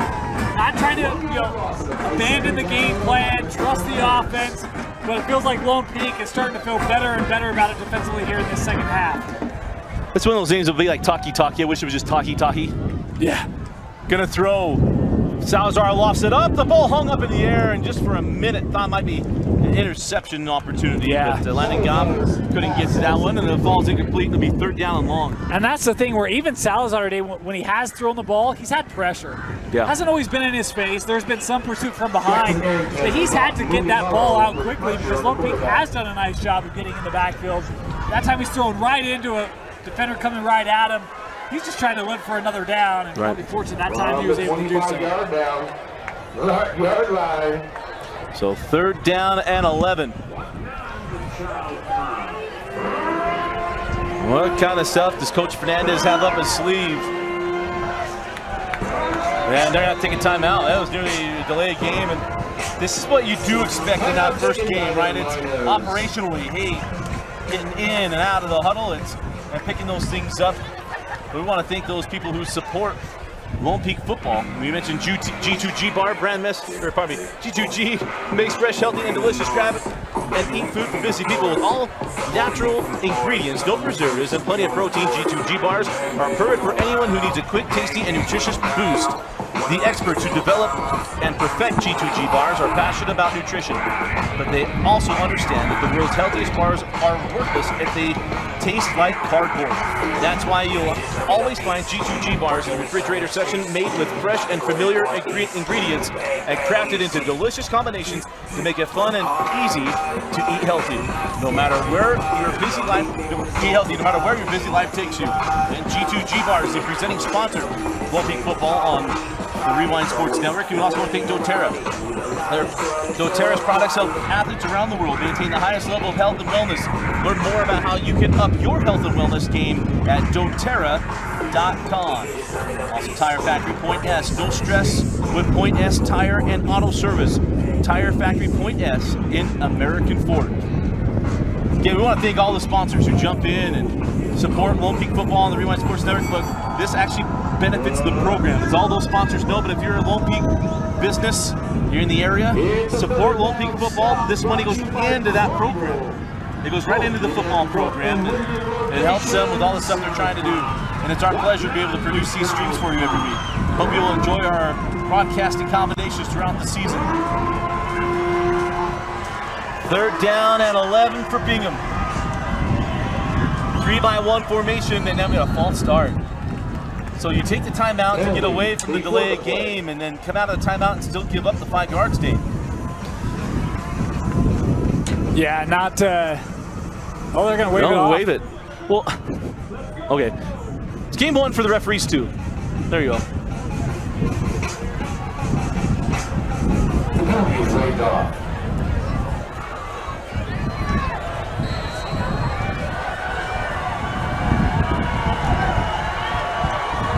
Pressure comes off the edge. Salazar goes deep. Brimhall can't catch up to it. Can't catch up to it, and it'll be incomplete. It'll be 4th down, and the punting unit will come on once again for the Bingham Miners. Boy, and that play is executed just the way you want it. Have room to step up in that pocket. Brimhall's got to step to the outside. If you throw that ball to the sideline, you've got the gain. Instead, there's too much trying to take it vertical. It ends up being overthrown and incomplete. Right play call, opportunities there. It's one you're going to watch in film room and be like, guys, we got to complete this one. And the wind's still a little bit of a factor, not as strong as it was at the end of the half. Strong kick, able to take it around the 37-yard line. Now Wahine brings it near side, gets inside the 50. Now Wahine to the 40. Nawahine, a nice move inside the 30-yard line. How about the kick return from Matthias Nawahine? How about 2 special teams plays for Lone Peak in this second half that set them both up in Bingham territory? Somewhere right now, Kyle Whittingham is smiling.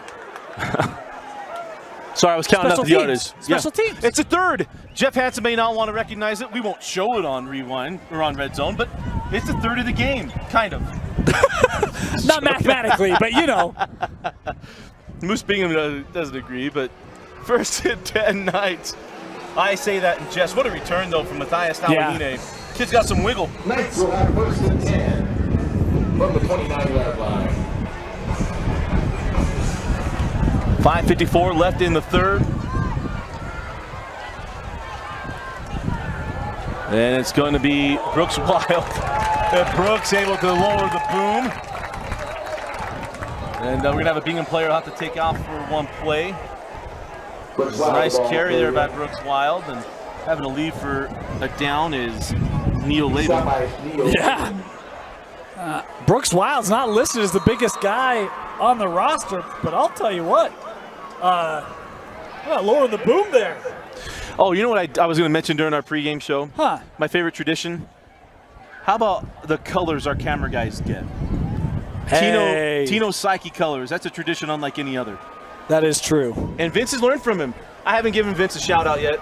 And also it's Vince Francis's editing and package building and everything else. Makes it all work. He fuels the fire, you know. And then he glares at us. Robinson has nowhere to go. Nice job of reading that play. Coming up, shooting his shot, Charger Doty. It'll be 3rd down and 11. Yeah, nice burst there by Doty coming up. We talked about him in our pregame show. Big expectations for this young man. I think he's going to be a guy by the end of the year.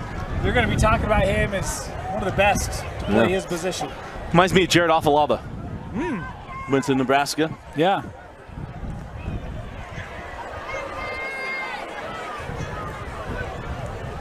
Third down and 11. Gonna go deep, got a man, makes the adjustment. Robinson cannot make the catch. And he loves those contested balls. Okay. He's gonna come down with that one. How about at halftime, the guys on the field said what a clean game it's been. Yeah. Outside of the muff punt, haven't had a turnover. Yeah. And how about we haven't had a pass interference call tonight? Good call. Oh, we had a 47-yard field goal before. We're going to go 47-yard. All right, get Moose on the horn. Get Moose on the horn. Into the win. All right, Moose Bingham. Here's your chance to shine, brother. Go ahead and unmute. Bring you in on the call. Oh, this is a beautiful time for a kicker. The wind's died down right through the pipes. Here we go. Yes! No! Wide Oh, left. goodness. Moose, My heart, it's broken. He nailed the pylon, though. He should get a point for that, right? Oh, you know what? I'll give him a half a point for effort right there. Won't go on the scoreboard, but we'll give him some love because that's a tough one as a kicker. Just these pipes, sometimes the ball doesn't go through like you ask it to. You know, if this was Australia, that would be 1 point. Yeah, unfortunately we live with the good old US of A. If you haven't watched AFL, I'm telling you, you're missing out. Dane Stewart and I share a YouTube TV account. You should watch those games. It is unreal. I'm not unreal. I'm not gonna lie. The first couple times I saw it, I'm like, "What is this?" I haven't gone and looked at it. It is I will. so awesome. I will. So 1st and 10 after the missed field goal, put at the 20-yard line. Oh, here's another thing I changed. They say the ball before it's kicked. As that ball goes through the hands of the intended receiver. All this stuff comes to me after Iono could not. Britton Anderson. No, it was Iono. They have 2 40s almost at every position. You know, for those who missed our pregame show, you can go back and watch it online. Yeah. But we unrolled a new segment, the Rewind Rewheel. I don't know if I like that name. We'll play with it a little bit, but it's a spin game with topics that we'll discuss. So if you have topics you want us to address, hit us up on social media. Let us know. Yeah. We'll debut it a couple times over the course of the season. Might be a weekly thing, might not. But we'd love to address your topics and put them on the old Rewind Wheel of Fortune. Yeah, there we go. I like that one. Yeah. We're going to go again on the ground. It's Swenson across the 25-yard line. And Swenson gets it a third and manageable here for Bingham. And They have not been in a lot of third and manageables. It's been a lot of 3rd and 5, 3rd and 6. Well, when they've had 30 manageables, we've seen some penalties back them up and take them out of it, right? So, moment of the game, it's 17-point difference. Got to find a way to get some points here, preferably a touchdown. That means you got to find ways to execute on 3rd down. Very important drive here for Bingham to extend it. Play clock down to 8. Quick pitch, this is to Maine. Maine found a seam, has a first down across the 30. It's not Maine. Golly, man. I saw it and I was like, that is not Maine. We're debuting someone else in that position. Carson Stetler. On the stop of the Knights. You know, it just goes to show that every time I do a Freddie Fernandez game, I call the running backs different names. I once gave Matty Matuitai a touchdown, and it was actually not Matty Matuitai. It was Edawade. Yeah. One of my favorite games ever. Roy versus Skyview. How about old Baby T? Boy, he ran out of that formation. It was Tyler Edawade. Yeah, no, I know, but Baby T was awesome. 1st and 10. Salazar throw back across the middle, and that ball died on him. Flag comes out. We're going to have illegal men downfield. Salazar's pass is incomplete. Penalty marker is down. Downfield was Javen Pack, and he cannot do that.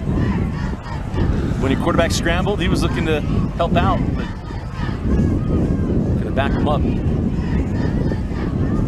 Now here's your question. Beyond the line of scrimmage, after the line of scrimmage, behind the line of scrimmage. Well, since it was incomplete, I think that's on like holding penalties. Yeah. I just wanted to bring it up again. Oh yeah. We're still learning that rule. We'll get it nailed down. If Bingham wanted to get away with it, they should just run an RPO. Then he could be 7 yards downfield. That's not a problem. Technically. That's at Dusty Linster on Twitter, folks. Hey, watch college football, man. NFL too. I know. Defensive coaches hate it. On the run. And Salazar gets a few yards across the 35 to the 36. All right, here's a fun question for you. I love fun questions. We talk about realignment. Region 2, Region 3 battle here for you. I know there's high expectations from other teams in these regions. We haven't seen them yet. Where do you expect Bingham to finish in Region 2? Where do you expect Lone Peak to finish in Region 3? Oh, man, Region 3, so I saw coaches had him at number 2. Yeah. At Sky Ridge, Lone Peak. I think that's about right. 2 or 3 to be the range I'd find them. Between they and American Fork. I've been so impressed with Lone Peak tonight. Yeah. Because we, again, couldn't get out of the huddle, and Bingham had to use the timeout. So 2:08 left in the 3rd quarter. Oh, they still got the delay game. They're not going to give them the timeout. Delay of game charge to Bingham. So it remains 3rd down. Didn't get the timeout. But Freddie was bringing him over. Maybe he's just taking advantage of the fact they're going to call the penalty. So 3rd down and 12.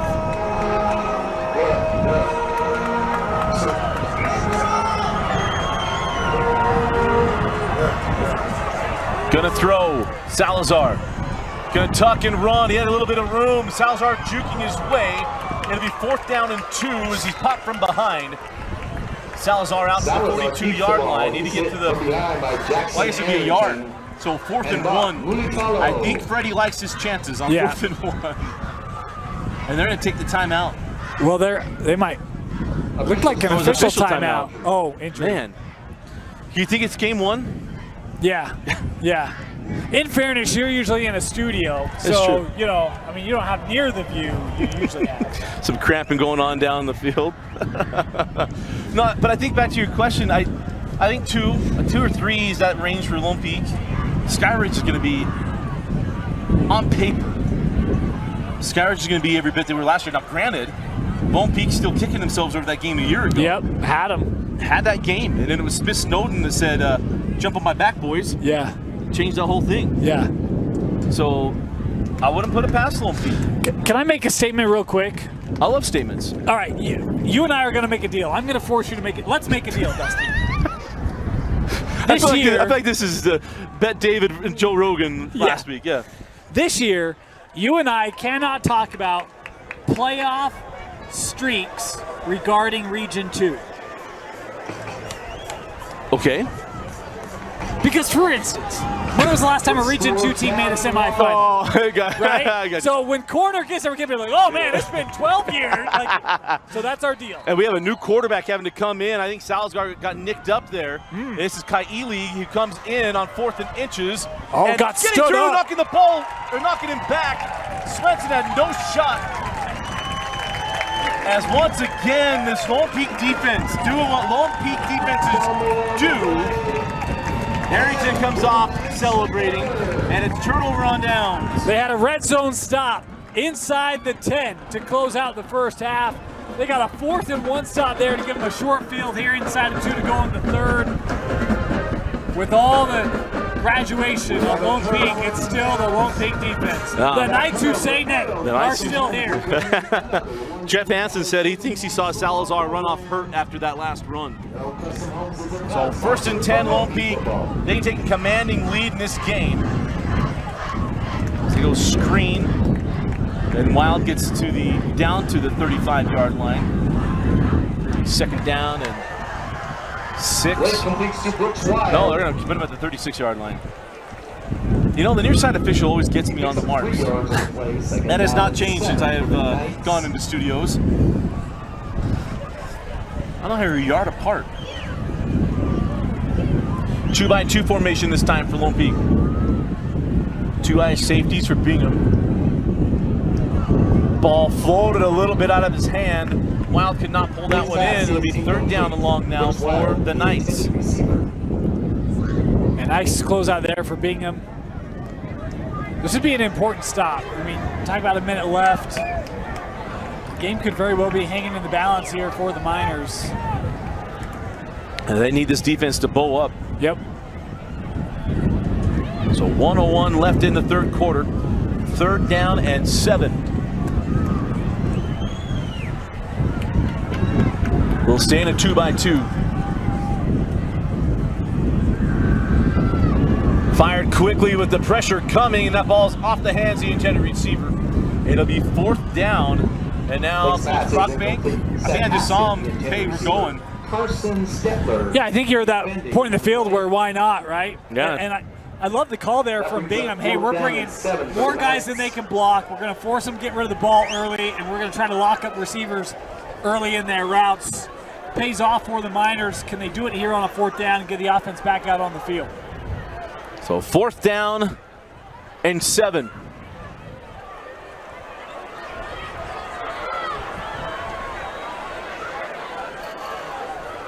Zone read. Interesting call as Blake is dropped at the 34-yard line. And it's a turnover on downs. It'll be Bingham football. I mean, Wild did a nice job carrying through on the read, but Bingham wasn't fooled by it. Talk about bringing pressure, trying to get to the quarterback in the backfield, overwhelm offensive line, just no room. And there's the stop that Bingham needed. Yeah, I think the idea there was to get them to over-pursue off the blitz. Did not happen. That was a nay-nay over-pursue. So 1st and 10, Bingham, with 50 seconds left in the 3rd quarter, trailing 24-7. Here on opening night, state of Utah in the high school football season. We have a full schedule of games coming up tomorrow night. Dane will be up at Farmington. Farmington and PG will have West. Or probably West is not playing tomorrow. Is Kaili going to throw? Kaili gets away from the pressure, fires back across the field. Ooh. Dangerous throw, and I thought we'd have a first PI. We will. And they might call that helmet to helmet. Yeah, that's what I think the call is going to be. Came in high, came in hard. I think that's going to be the call, not a pass interference. Pass intended for Bronx Walker. But again, West is off tomorrow, but it'll be Timpanogos at Jordan, and then American Fork at Roy. Our 3 Rewind Network games. Of course, Jeff Hansen and I will be in studio at KSL Sports Zone. You can catch us on KSLSports.com, or you can listen to our voices, since one of the 2 of us has the face for radio, and I don't take that on myself. You'll catch us on 97.5.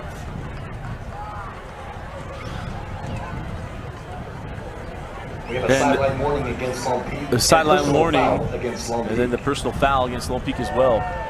15-yard penalty and a first down from the 49. It's 1st and 10 Niners. So 1st and 10 from the 49-yard line.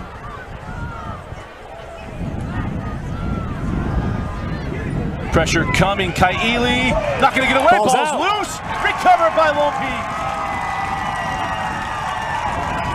Did not feel the pressure. And that ball picked up by Tahi. Why not? Been his night defensively. You can see that coming. I mean, you're trying to step up, get just a little bit of room to get that ball down the field. And that Lone Peak pressure, able to jar it loose, and Tahi coming up with it. He's been a beast tonight. Old number 9, back roaming the defense for Lone Peak. John Henry Daly just came home from his mission. Their fans, well, stone's throw away from here. They're excited to see what that young man can do. 1st and 10, gonna go on the ground. Brooks Wild runs inside the 40-yard line to the 39. You ready for a fun fact? I love fun facts. For the first time since I believe it's 2009, there is not a McChesney on the Lone Peak sideline. Wow. You ready for another fun fact? I love fun facts. Do you know who has the lead in this series all time? Bingham. Yes, 7-5 against Lone Peak. Remember, it was an old region rivalry, too. In fact, too. I think they've won like 4 of the last 5. Man. So that'll be the end of the 3rd quarter. Let's get some thoughts. We were running through a lot of timeouts there. Let's go down to the sideline. Hey, Jeff, what did you think of that 3rd quarter? Yeah, a lot of Lone Peak in that 3rd quarter. There's no question about that. I love the way Blake is playing. And then Ryan Denny, man. It's a Ryan Denny defense, and they are all over this backup quarterback for Bingham right now. Yeah, Ryan Denny's been outstanding. His defense is so good. Brian, what were your impressions of the 3rd? Get ready. Get set. You gotta unmute your mic, Brian. Sorry about that. I was socializing with a unnamed collegiate football player over here, but you know that was a very telltale 3rd quarter of what happens when turnovers dictate the game. Lone Peak never found a rhythm offensively, never able to fully capitalize on those turnovers. But the biggest thing is that they kept Bingham off the board for the entirety of that 3rd quarter. And you know, this offense is not a modern offense in the sense that they spread you out, they build up tempo, and can score quickly. And you're seeing now with a second-string quarterback, it's really, really hard to get anything going in the game that I'm not supposed to mention according to Dane. All right, Moose, I know your battery's running low. Give us your final thoughts here tonight, Moose. This is a really big game, and Salazar going down is huge. Not just for this game, but for the season. It looks like he got hurt on his shoulder, and he's been fun to watch. At times, he's been driving the offense down the field. But what we can see is the grit and determination from Bingham. Who are these kids? What are they going to be? And I love watching Charger Dottie. I think this kid's going to be a star at the end of the day. He's super fun. And it's just a good team, good game, good opportunity to watch 2 of the best teams in the state. And we're going to see them meet up again, hopefully in the playoffs. No, I agree with you, Moose. All right, go take care of that phone, buddy. But no, I agree with him. He was talking about Salazar being hurt. It looks like he's nursing his shoulder. So we'll see what that means for that youngster and get ready for the 4th quarter. Yeah, I mean, could see him over on the sideline, jersey off, ice pack on it. Was it week 1 last year when Hillstead went down and thought, boy, this could change the season for Skyridge? Ended up building a little depth for the Falcons. They didn't go unmarked, but boy, in the end, it paid off. And, you know, that's why you have a team. We'll see if Bingham can pick up and take care of their quarterback. No, when I asked Coach Jones about the quarterback competition, he said, well, it's not necessarily over. He said Salazar's playing more consistent down the stretch and going to give him a shot. So that's how close it was with he and Kaili. It does change the offense a little bit because you lose that quarterback running opportunity or ability. But let's thank some more of our wonderful sponsors of Lone Peak Football. Ideal Kitchen and Bath. Do it once and do it right. Tech 9 Tech happily, the Tech 9 where Utah goes for custom software development. Second down and 3 to start the fourth quarter.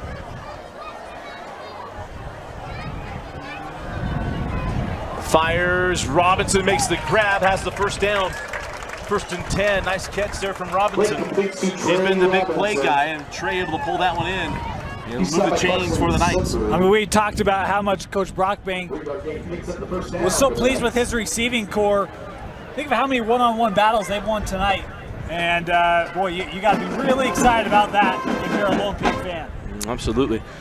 You're getting within reach. Well, that's what you need, Black Desert. Remarkable. Within reach of the Black Desert. Looking forward to the Black Desert Open down in St. George next October. First and 10 Knights. And on first and 10, going to go to the ground. Nice move, still going. And Brooks Wild, what a year difference it makes with Brooks Wild. Just that one more year of that maturity. Yeah, and I've been impressed with the physicality of the backs of Lone Peak. We talked about earlier, Wild has had those opportunities. So has Gabriel Tom. Like, they're not afraid to go initiate contact and try to drive and get some extra yardage. And you know, I thought we would see them run a little bit more. I've mentioned that, but when they have, they've not been shy of seeking contact and trying to gain every yard they can. You know, every time I see 24 in the backfield, I think of Kobe Freeman. Yeah. 5 seconds on a play clock, going to go on the ground again. Wild dives inside the 25-yard line. It'll be first and 10, Lone Peak. And while we're at Lone Peak, I talk about Kobe Freeman. You have to mention his running mate, Mason Wake, made a major announcement today. Yeah. He got injured in BYU training camp, and he's decided to call it a career. Of course, we saw the yacht here at Lone Peak, and you know, for us, the thing that I love the most is seeing kids in high school, and then you see them go to the next level. And you know, was a walk-on at BYU. Thought, oh, you know, we think we'll have an opportunity for you. Awesome to see him in his career, even though he's hurt many teams that I love. But awesome to see Mason, and you know, always sad when injuries and whatnot derail careers. But what a job he did fighting through and getting an opportunity at the next level. Oh, nearly able to make that one-handed grab.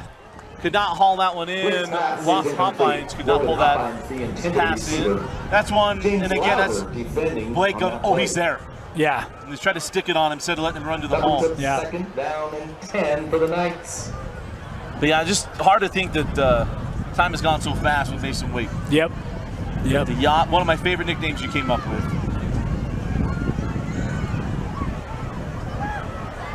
So second down and 10.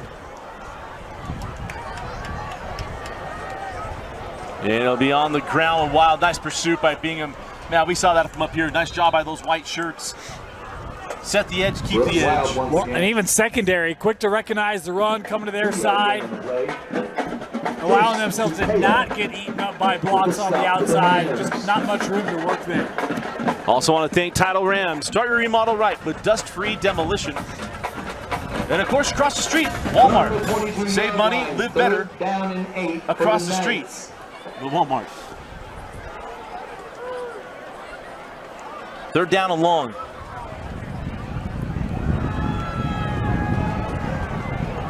Blake's looking, he got a man that came open late, trying to find Jay Sean. They actually put 2 receivers in the area, and coming back to make that catch is Seth Haskett. Boy, how about the touch on that throw? You had Cassini Afemua dropping back, leaping, and just able to put that ball over the outstretched hand of number 9. Beautiful throw from Blake. And man, Lone Peak with a first and goal.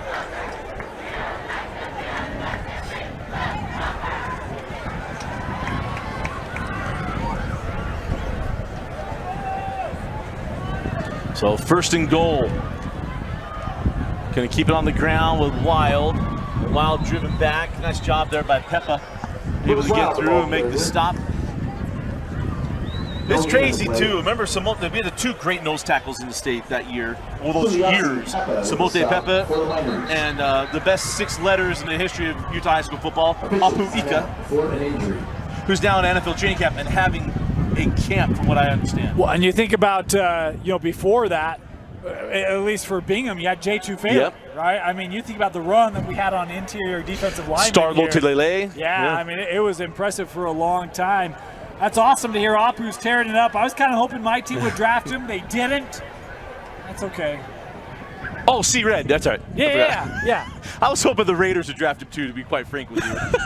We can use all the he's help a we can steal, use. man. Come on, guys. But got a cramping issue down on the field. Let's go down to our guys again. Hey, Jeff, you any concerns with you cramping up here late in the second half? Guys, I've been cramping up for like 3.5 quarters, so yeah, there's a lot of concern. I missed you there. What was that? Yeah, I've been cramping up for like 3.5 quarters. So it's pretty brutal down here. I can empathize with these guys on the field. Now, I know you've made it a thing every year, even before you start with Rewind, to go see the first game of the year. How different is it for you? We do the hour-and-a-half pregame show, now we're part of the broadcast. Look at it. Oh, man, it's a blast, and it's what it's supposed to be, man. High school football's fun. The environment here is fantastic tonight. Really, both sides. Bingham traveled well. You've got a full sideline over there on the Lone Peak side. It's everything you want high school football to be. It's been a tremendous night here. Hey, Brian, when the big fellas start cramping up, does it become an epidemic down the sideline?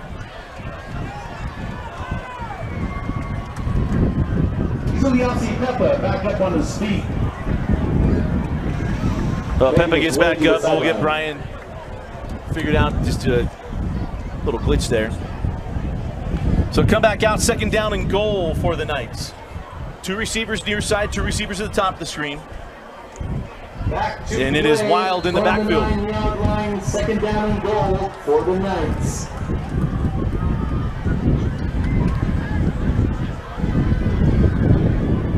Remember, the clock is running, so Lone Peak coaches are telling their guys, hey, let's chill out here for a second. They're looking to put this game away.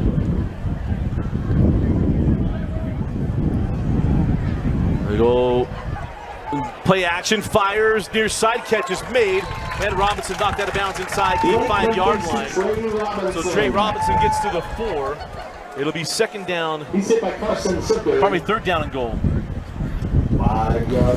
Thought that Blake might try to force that to the back corner of the end zone. Made the better decision there to come underneath, get the yards you can, and set yourself up just a little bit closer to that end zone. Good to see that maturity from the senior come to play there. This backup quarterback, and I'm trying to scan the sidelines to make sure I'm right on that. Isaac Staley is listed on this roster. From the 4-yard line, third down and goal for the Knights. So third and goal, and Brockbank wants the timeout. So the play clock was running down, and timeout taken. We'll take it with them. Third and goal when we come back. You're watching Lone Peak Football on the Rewind Sports Network. So out of the timeout, third down and goal. Empty set. Pressure coming off the edge. Fire to the corner. And that ball drifted toward the back. It'll be fourth down and goal for Lone Peak. Let's see if they take the points here. So you think you want to play quarterback, huh? How about you just have 6 foot 185 bearing down on you in a full sprint? You got to place a ball in a window that's no bigger than 1 square foot. And good luck. Yeah, really good luck. And looks like they're going to go for it. 7 seconds on the play clock, down to 5. Gotta hurry. Gotta hurry, 3 seconds. And now Lone Peak will take their second charge timeout.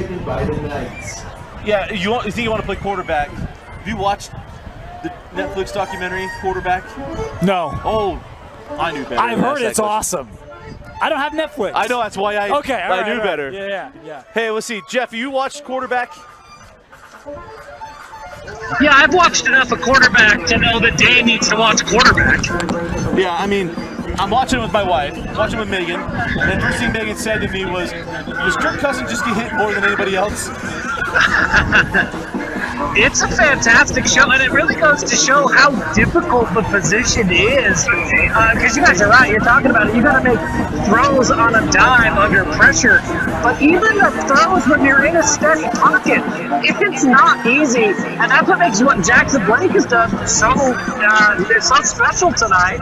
First game as the firmly established starter against a tough Bingham team. He's looked great.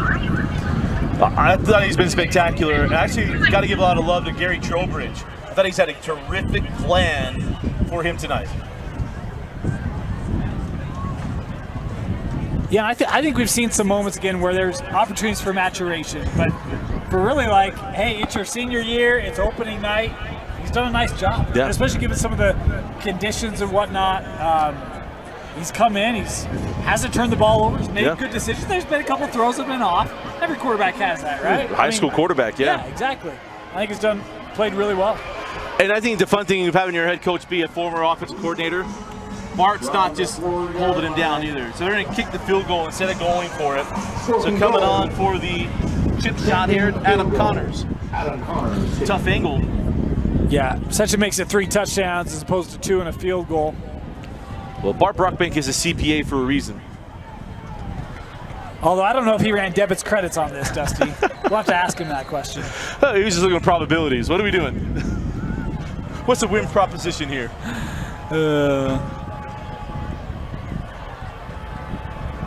Oh, that got good pressure off the edge. I thought that might have a chance to be blocked. That ball goes through the uprights. And second field goal made by Connors. Yeah, Coach Brockbank, CPA, will book that transaction at 27-7 here in the general ledger. He looks at the controller and says, approved.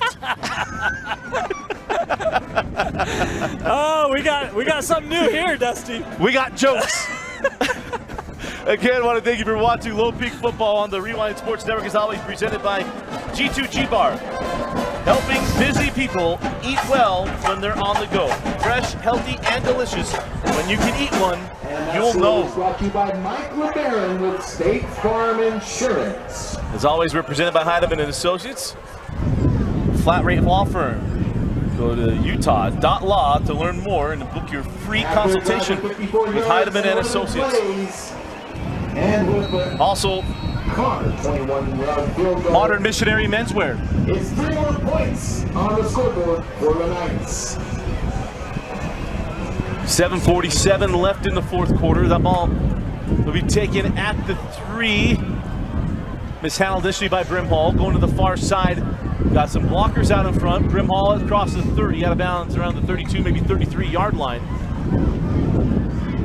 Where the Bingham offense will come back out.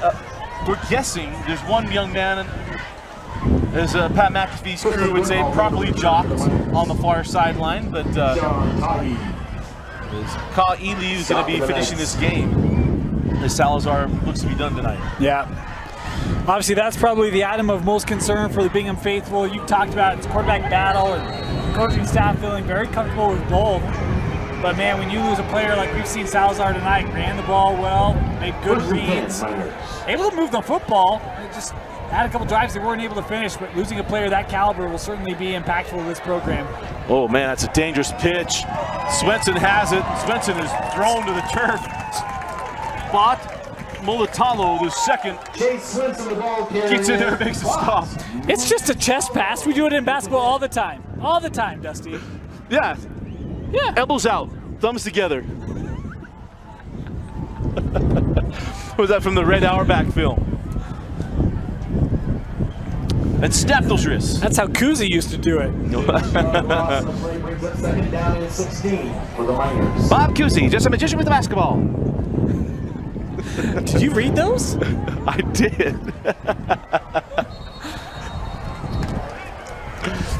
Penalty before the play. So a penalty before the play, gonna potentially back up the Bingham Miners. No, offside. See, I gotta quit guessing now. The penalty is offside. I knew better. Lone Peak. But another football season means that school will be back in session. Means Tori's already back to work, right? Starts on Monday. No.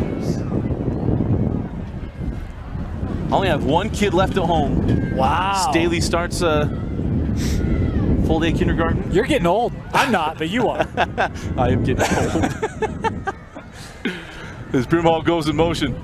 Gonna run underneath that motion. Big fella rumbling his way across the 40-yard line to the 42. Gonna give him the first down, and on the carry for Bingham was number 40. That is McCoy Iono. Picks up a first down for the Miners. Landon Goff. Love a good little That would be counter. scary. Yeah. Love a good little counter. We haven't seen a lot of that from Bingham tonight. We've seen him engage the wide receivers, but even to that point, I mean, it's been a while since we've seen Maine. I don't recall seeing him leave the field injured or anything, but we haven't seen him in this second half. Getting a pitch out to Brimhall. Brimhall has a seam. Brimhall cuts inside of his block, gets across the 50-yard line, down to the 45.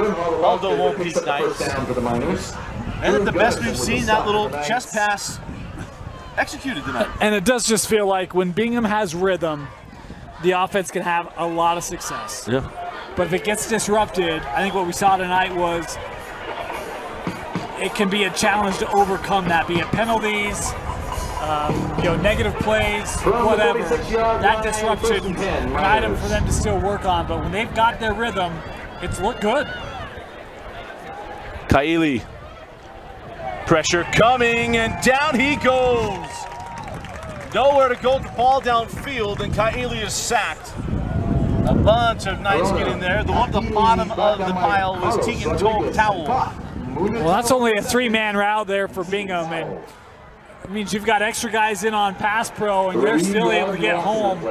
Speaks to the talent up front for Lone Peak. And again, just to reiterate that, they lost one of their studs in Maunga in the first half. And yeah, they're still able to get pressure in that backfield. It's a deep defensive line. Nothing new for Lone Peak. I don't want to overread anything into this. I'm kind of excited what could be happening on the next possession. As we go underneath, give to Swenson. Swenson goes to the 40-yard line before he finally cut down. I see it. I see it. Been waiting years for this, Dusty. I don't know if he'll actually get to do anything with the football if he gets it back, but I'm not gonna lie. To steal a line from one of my favorite baseball movies, my heart leapt. It leapt in my chest. We'll wait to explain later. Third down and short. Sponsored by Crumble, both the American Fork and Linden locations. And they're gonna give up the middle on nothing there. Stepping in and making the big stop was Easton Anderson. It'll be fourth down and long for Bingham. Easton Anderson with the stop. The receiver Freddie Fernandez dials up. 1 yard loss on the play. That third down play crumbled about as well as the crumble cookies that were delivered to us earlier tonight. For the Miners. It'll be fourth down. Again, crumble cookies in American Fork and Linden. Proud sponsors Lone Peak football, bringing friends and family together over a box of the best cookies in the world.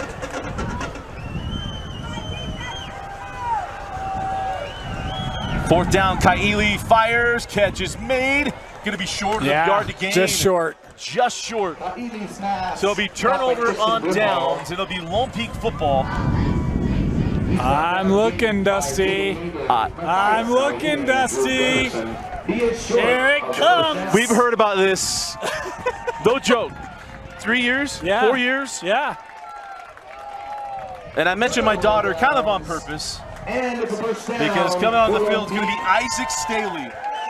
We've heard about Isaac Staley and his quarterback prowess for years. Like, wait, the next great Lone Peak quarterback is on his way.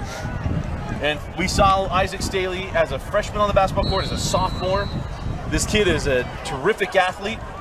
So excited to see him on the field. Son of Dustin Staley that played at BYU, the nephew of Doak Walker Award winner Luke Staley, the namesake of my daughter Staley. And there it is. Isaac pulls on the zone read, comes near side. Remember, you can't hurdle a man until he gets his hand on the ground. That had some quickness. Yeah. That's what we heard. Movie line. I missed it. Ooh, that had some quickness. He picks up 6 yards in the play. Very nice. I don't know if we're going to get to see the arm. That's what I was saying. That's kind of what I was alluding to before. Yeah, I know. With the ball. I know. I really want to see. He's got a sweet three-point shot. Can dunk as well. Although it's a different wrist action when you're throwing a football. That's what they tell me. Again, zone read, a straight give to Brooks Wild, and Bingham swarms it. It'll be third down and long. Brooks Wild, the ball carrier. He's stopped by No one's feeling he's going to be hurt. Let him put a ball in the air. And Connor Whitehead. Just let him throw it 59 yards. Come on, no big deal. Just want to see him open it up. Why Why brag about the Corvette if you're never going to open it up? You don't buy a DeLorean to keep it If I'm going to build 20 miles an hour. If I'm going to build a time machine, Why not do it in style? Rise above pain with Summit foot and ankle. 3 seconds on the play clock. 2, got it off in time. Isaac going to throw, fires, incomplete. He's about as goosed up to throw that ball as I was to call it, as that ball falls incomplete. Punting unit will come on for Lone Peak. Has not happened. In fact, I think this is the first punt tonight. No, because they punted and it was muffed, that's right. Second punt. Well, I think we had it some early. I think early on they First exchanged possession. punts. Yep, first possession. Been one of those days. Yeah. Feels like you we've know. been here since 4 o'clock. Well, maybe, yeah, it does. We're going to have a legal substitution.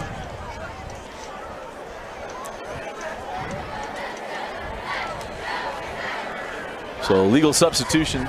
And stick around, we'll have our Heineman Associates players of the game selections from Dane Stewart. Get some final thoughts from Jeff Hansen and Brian Brown. And wrap up what has been a blast of a day 1 of the Utah High School football season. Again, we went through and give you our top 25 going into the year. With myself, Dane Stewart, and Jeff Hansen. It was an hour and a half that just absolutely flew by. Yeah. Yeah. Of course, Dane tomorrow will be at Farmington and Pleasant Grove, 2 teams in our top 15, if I remember right. No pressure. Top 16. This is 16? I think Okay. so. Regardless, should be good. King Dally on the punt. Underway. For the night. Man, it's so crazy how fast it flies. Yeah. Gonna boot this ball away. Got a good foot into it. Doty takes it at the 17-yard line. And Doty across the 30-yard line before we finally swarmed over under by the black shirts of Lone Peak. You know, one thing we wanted to talk about was jerseys and uniforms. You said it earlier, I love the Army look here for Lone Peak. Although, look, I love it too. Love the black and gold. You know I'm a black and gold guy, I am. right? But it is weird to see, like, abandon the maroon. Isn't it? Abandon the maroon? Yeah, for Lone Peak. There's no maroon. Well, just on these unis. No, I know, but Yeah. these are their homes.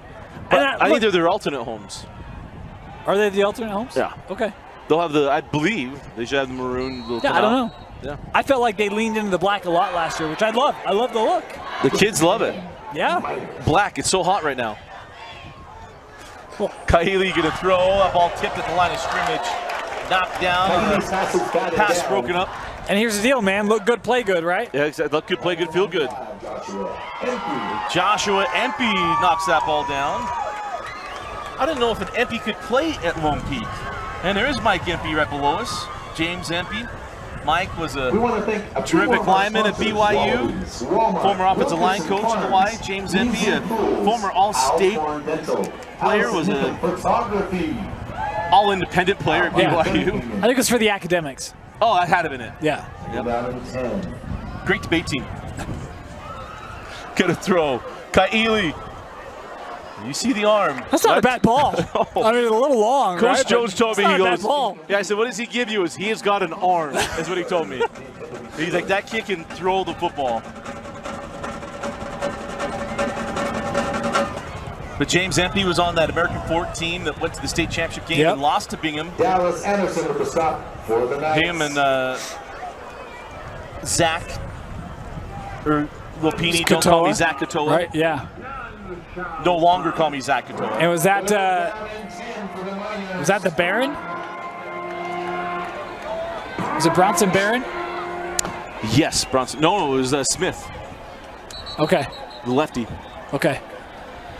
Penalty before the play. Yeah, because Bronson had good years at AF with Coach Beam. Didn't make it to the state championship game. Okay. And then they went with Boone Abbott, who looks to be the starting quarterback at Utah Tech, formerly known as Dixie State. How about that? I think it's at Utah Tech at Dixie State campus. Okay. Or Dixie campus, not Dixie State campus. Okay, Dixie okay. campus, yeah. Third down and long. Kaili, pressure comes, gets rid of it as he's hit. Swenson with a sweet catch and a first down. How about that? No give up. That's not an easy grab. You're kind of running away from that football. Bring that arm back, haul it into the body, and able to spin through, pick up a first down. He's stopped by Jackson play. Drew Gunnarsson. Nice job of Kaili, man. He stared right down the barrel of that pressure. Yeah. Able to deliver the strike. For the Miners. Mutalo comes off the field. The 44. Of course, Lone Peak lost to Bingham last year in the quarters at Bingham High School. Snap the streak. Kaili's pass is incomplete. Looking for a little revenge here tonight, and Yeah. looking position Swenson to take care of business. I mean, it is crazy to think from Chase Hansen to Baron Gajkowski to Talmadge Gunther to Braden Seary, Romney, looking for a great bank. Comer, and then it ends. Bingham has had their number in recent years. Yeah. I was surprised looking at recent history. It's been the Miners' advantage. And bridle up hope. Some more of our great sponsors. I hope my memory serves me right, but I think I'm right on that. Gonna throw, pressure comes. Guy hit as he throws, gets it off. This is Brimhall on the catch and run. And man, Brimhall Kaili completes to Tristan Brimhall. has the first down at the 44-yard line. On the stop for the Knights. I'm impressed with Brimhall. Yeah, he's been the guy they've gone to time and time again here in this second half. Nice display of speed, vision, good combination there. We talked about, for me, it was who's going to help Carson Sudbury. And really, we haven't seen a lot of Carson in this second half either. Yeah, they haven't. I wonder if he was a little nicked up or something. Yeah. And it could just be Bingham's looking for guys to step up and take advantage of opportunities, settle out roster and positions. It's a non-region game, right? Kaili, quick set, had nowhere to go with the football, tucks and runs. And gets a few yards to the 43-yard line. Actually 42. And Ashton Nickham. It'll be second down and long. 3-yard gain on the play, second down and So this is a big win for Lone Peak, though. I mean, it you talk is. about Bingham was in our top 5. If you look at coaches' polls, they were well regarded there. I think they were even the Max Preps top 100, if I recall correctly. So this is a good win for Lone Peak. I think we had 2 teams from the state of Utah in the top 100. See, I was thinking it was 3. It might have just been 2. I thought it was 2. It was Okay. Sky Ridge, Lone Peak. See, I thought Bingham was in the late in it, but I could be wrong. Could be wrong. I just saw some map and it had the number of schools from each state and what have you. But again, a great showing here from Lone Peak to come into the week 1 and get a win. I mean, and not only that, they played good football. Offense looked sharp. Their defense looked like a Lone Peak defense. Bingham had their opportunities, had their moments. But you just see this Lone Peak team looks, from where it was week 1 a year ago to today. When you did that game, Lone Peak and Tippy. I mean, there's no blame to go around because Caden Hodson was his first football game in over a year. And that kid gave his absolute heart last year.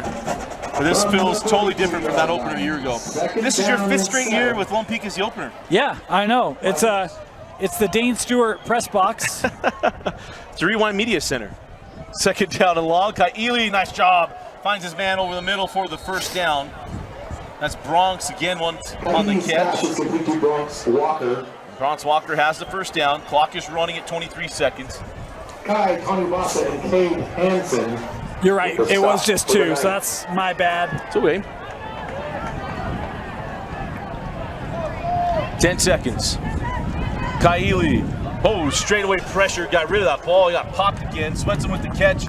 And that will close out this game tonight. An impressive 27-7 win as Lone Peak goes to 1-0 to open up the season and opening night. If high school football in the state of Utah is in the books. Dane, your final thoughts on the selection of a player of the game? Well, look, good opener. Didn't really see turnovers. We had them up punt, but pretty clean on both sides. I think for Bingham, still trying to find what you have, right? And I think that was a question for me coming in, how much depth you had around it. Saw flashes of it tonight. When the rhythm was there, they looked really strong. Lone Peak is Lone Peak. That defense was stout. They made big plays to really turn the tide as Bingham was gathering some momentum. And offensively, I had expectations where I thought Lone Peak could get back to have some offensive success. I think we saw that tonight. And I think got to get stronger as the season goes on. For me, looking at my player of the game, there's a couple guys I could go with. I'm going to go on the defensive side, Muli Talo and Junior Tahi. I thought they roamed. They created all sorts of ruckus and problems for Bingham offensively. I'm going to go with those two, leading the Lone Peak defense to limiting Bingham to just 7 in the victory tonight. All right, let's go down to the field. Let's get some thoughts from Jeff Hansen and Brian Brown as we get set up here. Let's go first with Brian. Brian, your thoughts on what we saw tonight out of Lone Peak? Well, I thought it was a low-risk, high-reward game plan for them. You talk about banking a lot of equity off a little bit of debt. They did a great job of controlling the game, controlling the line of scrimmage, and applying pressure to that Bingham offense when they needed to. Really impressive performance for them, especially when you consider that they're missing one of their better players, and Jackson Blake is starting for the very first time. I was impressed. I thought Bingham was going to come in here and show them something, and they really did a great job. Yeah, I agree with you. I thought it was outstanding. Jeff, what did you think of what we saw tonight from Lone Peak? Lone Peak looked great. I mean, on defense, they fly around.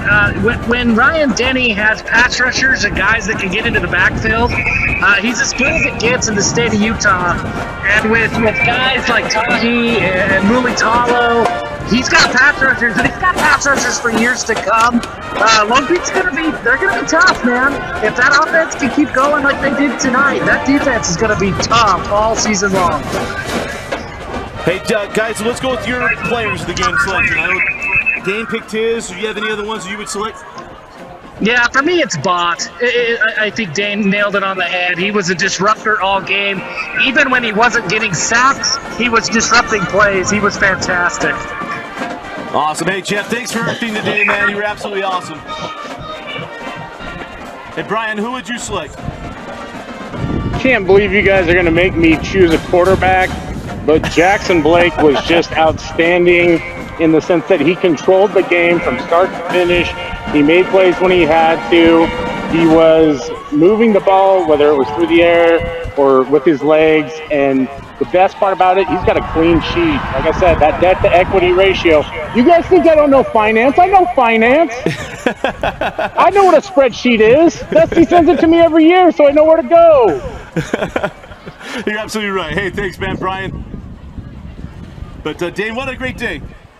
Kick off the high school football season. There's not a better day in the year than kicking off this year, because it just means everything's upon us. It's just terrific. Sure does. And, awesome to be out here. Awesome to be with the opening night. Our pregame show had an absolute blast. Go check it out online. And remember, no one's going to give you more coverage all year long than Rewind right here on KSLSports.com. We'll have multiple games every week. Take you all the way to state championships. But it all started tonight, Dusty, at Lone Peak High School. All right, tomorrow night, Dane will be PG at Farmington. Jeff Hansen and I will be in the studio along with Kenzie Valentine, the new member of our team, our scoreboard updates and everything else she'll be doing to help us out. But gotta thank Vince Francis. What a day today. This is a marathon. Vince puts us all together, make sure it all goes off without a hitch. And if it does have a hitch, he fixes them too. But gotta thank him for everything he does. And for everyone watching us, thanks for joining us. And thanks for watching Lone Peak Football on the Rewind Sports Network, presented by Heinemann Associates, brought to you by G2G Bar. Again, our final score: Lone Peak 27, Bingham 7. For Dane Stewart, Jeff Hansen, Brian Brown, Moose Bingham, Vince Francis, and Kenzie Valentine, I'm Dusty Lister. Thanks for joining us for watching Lone Peak Football.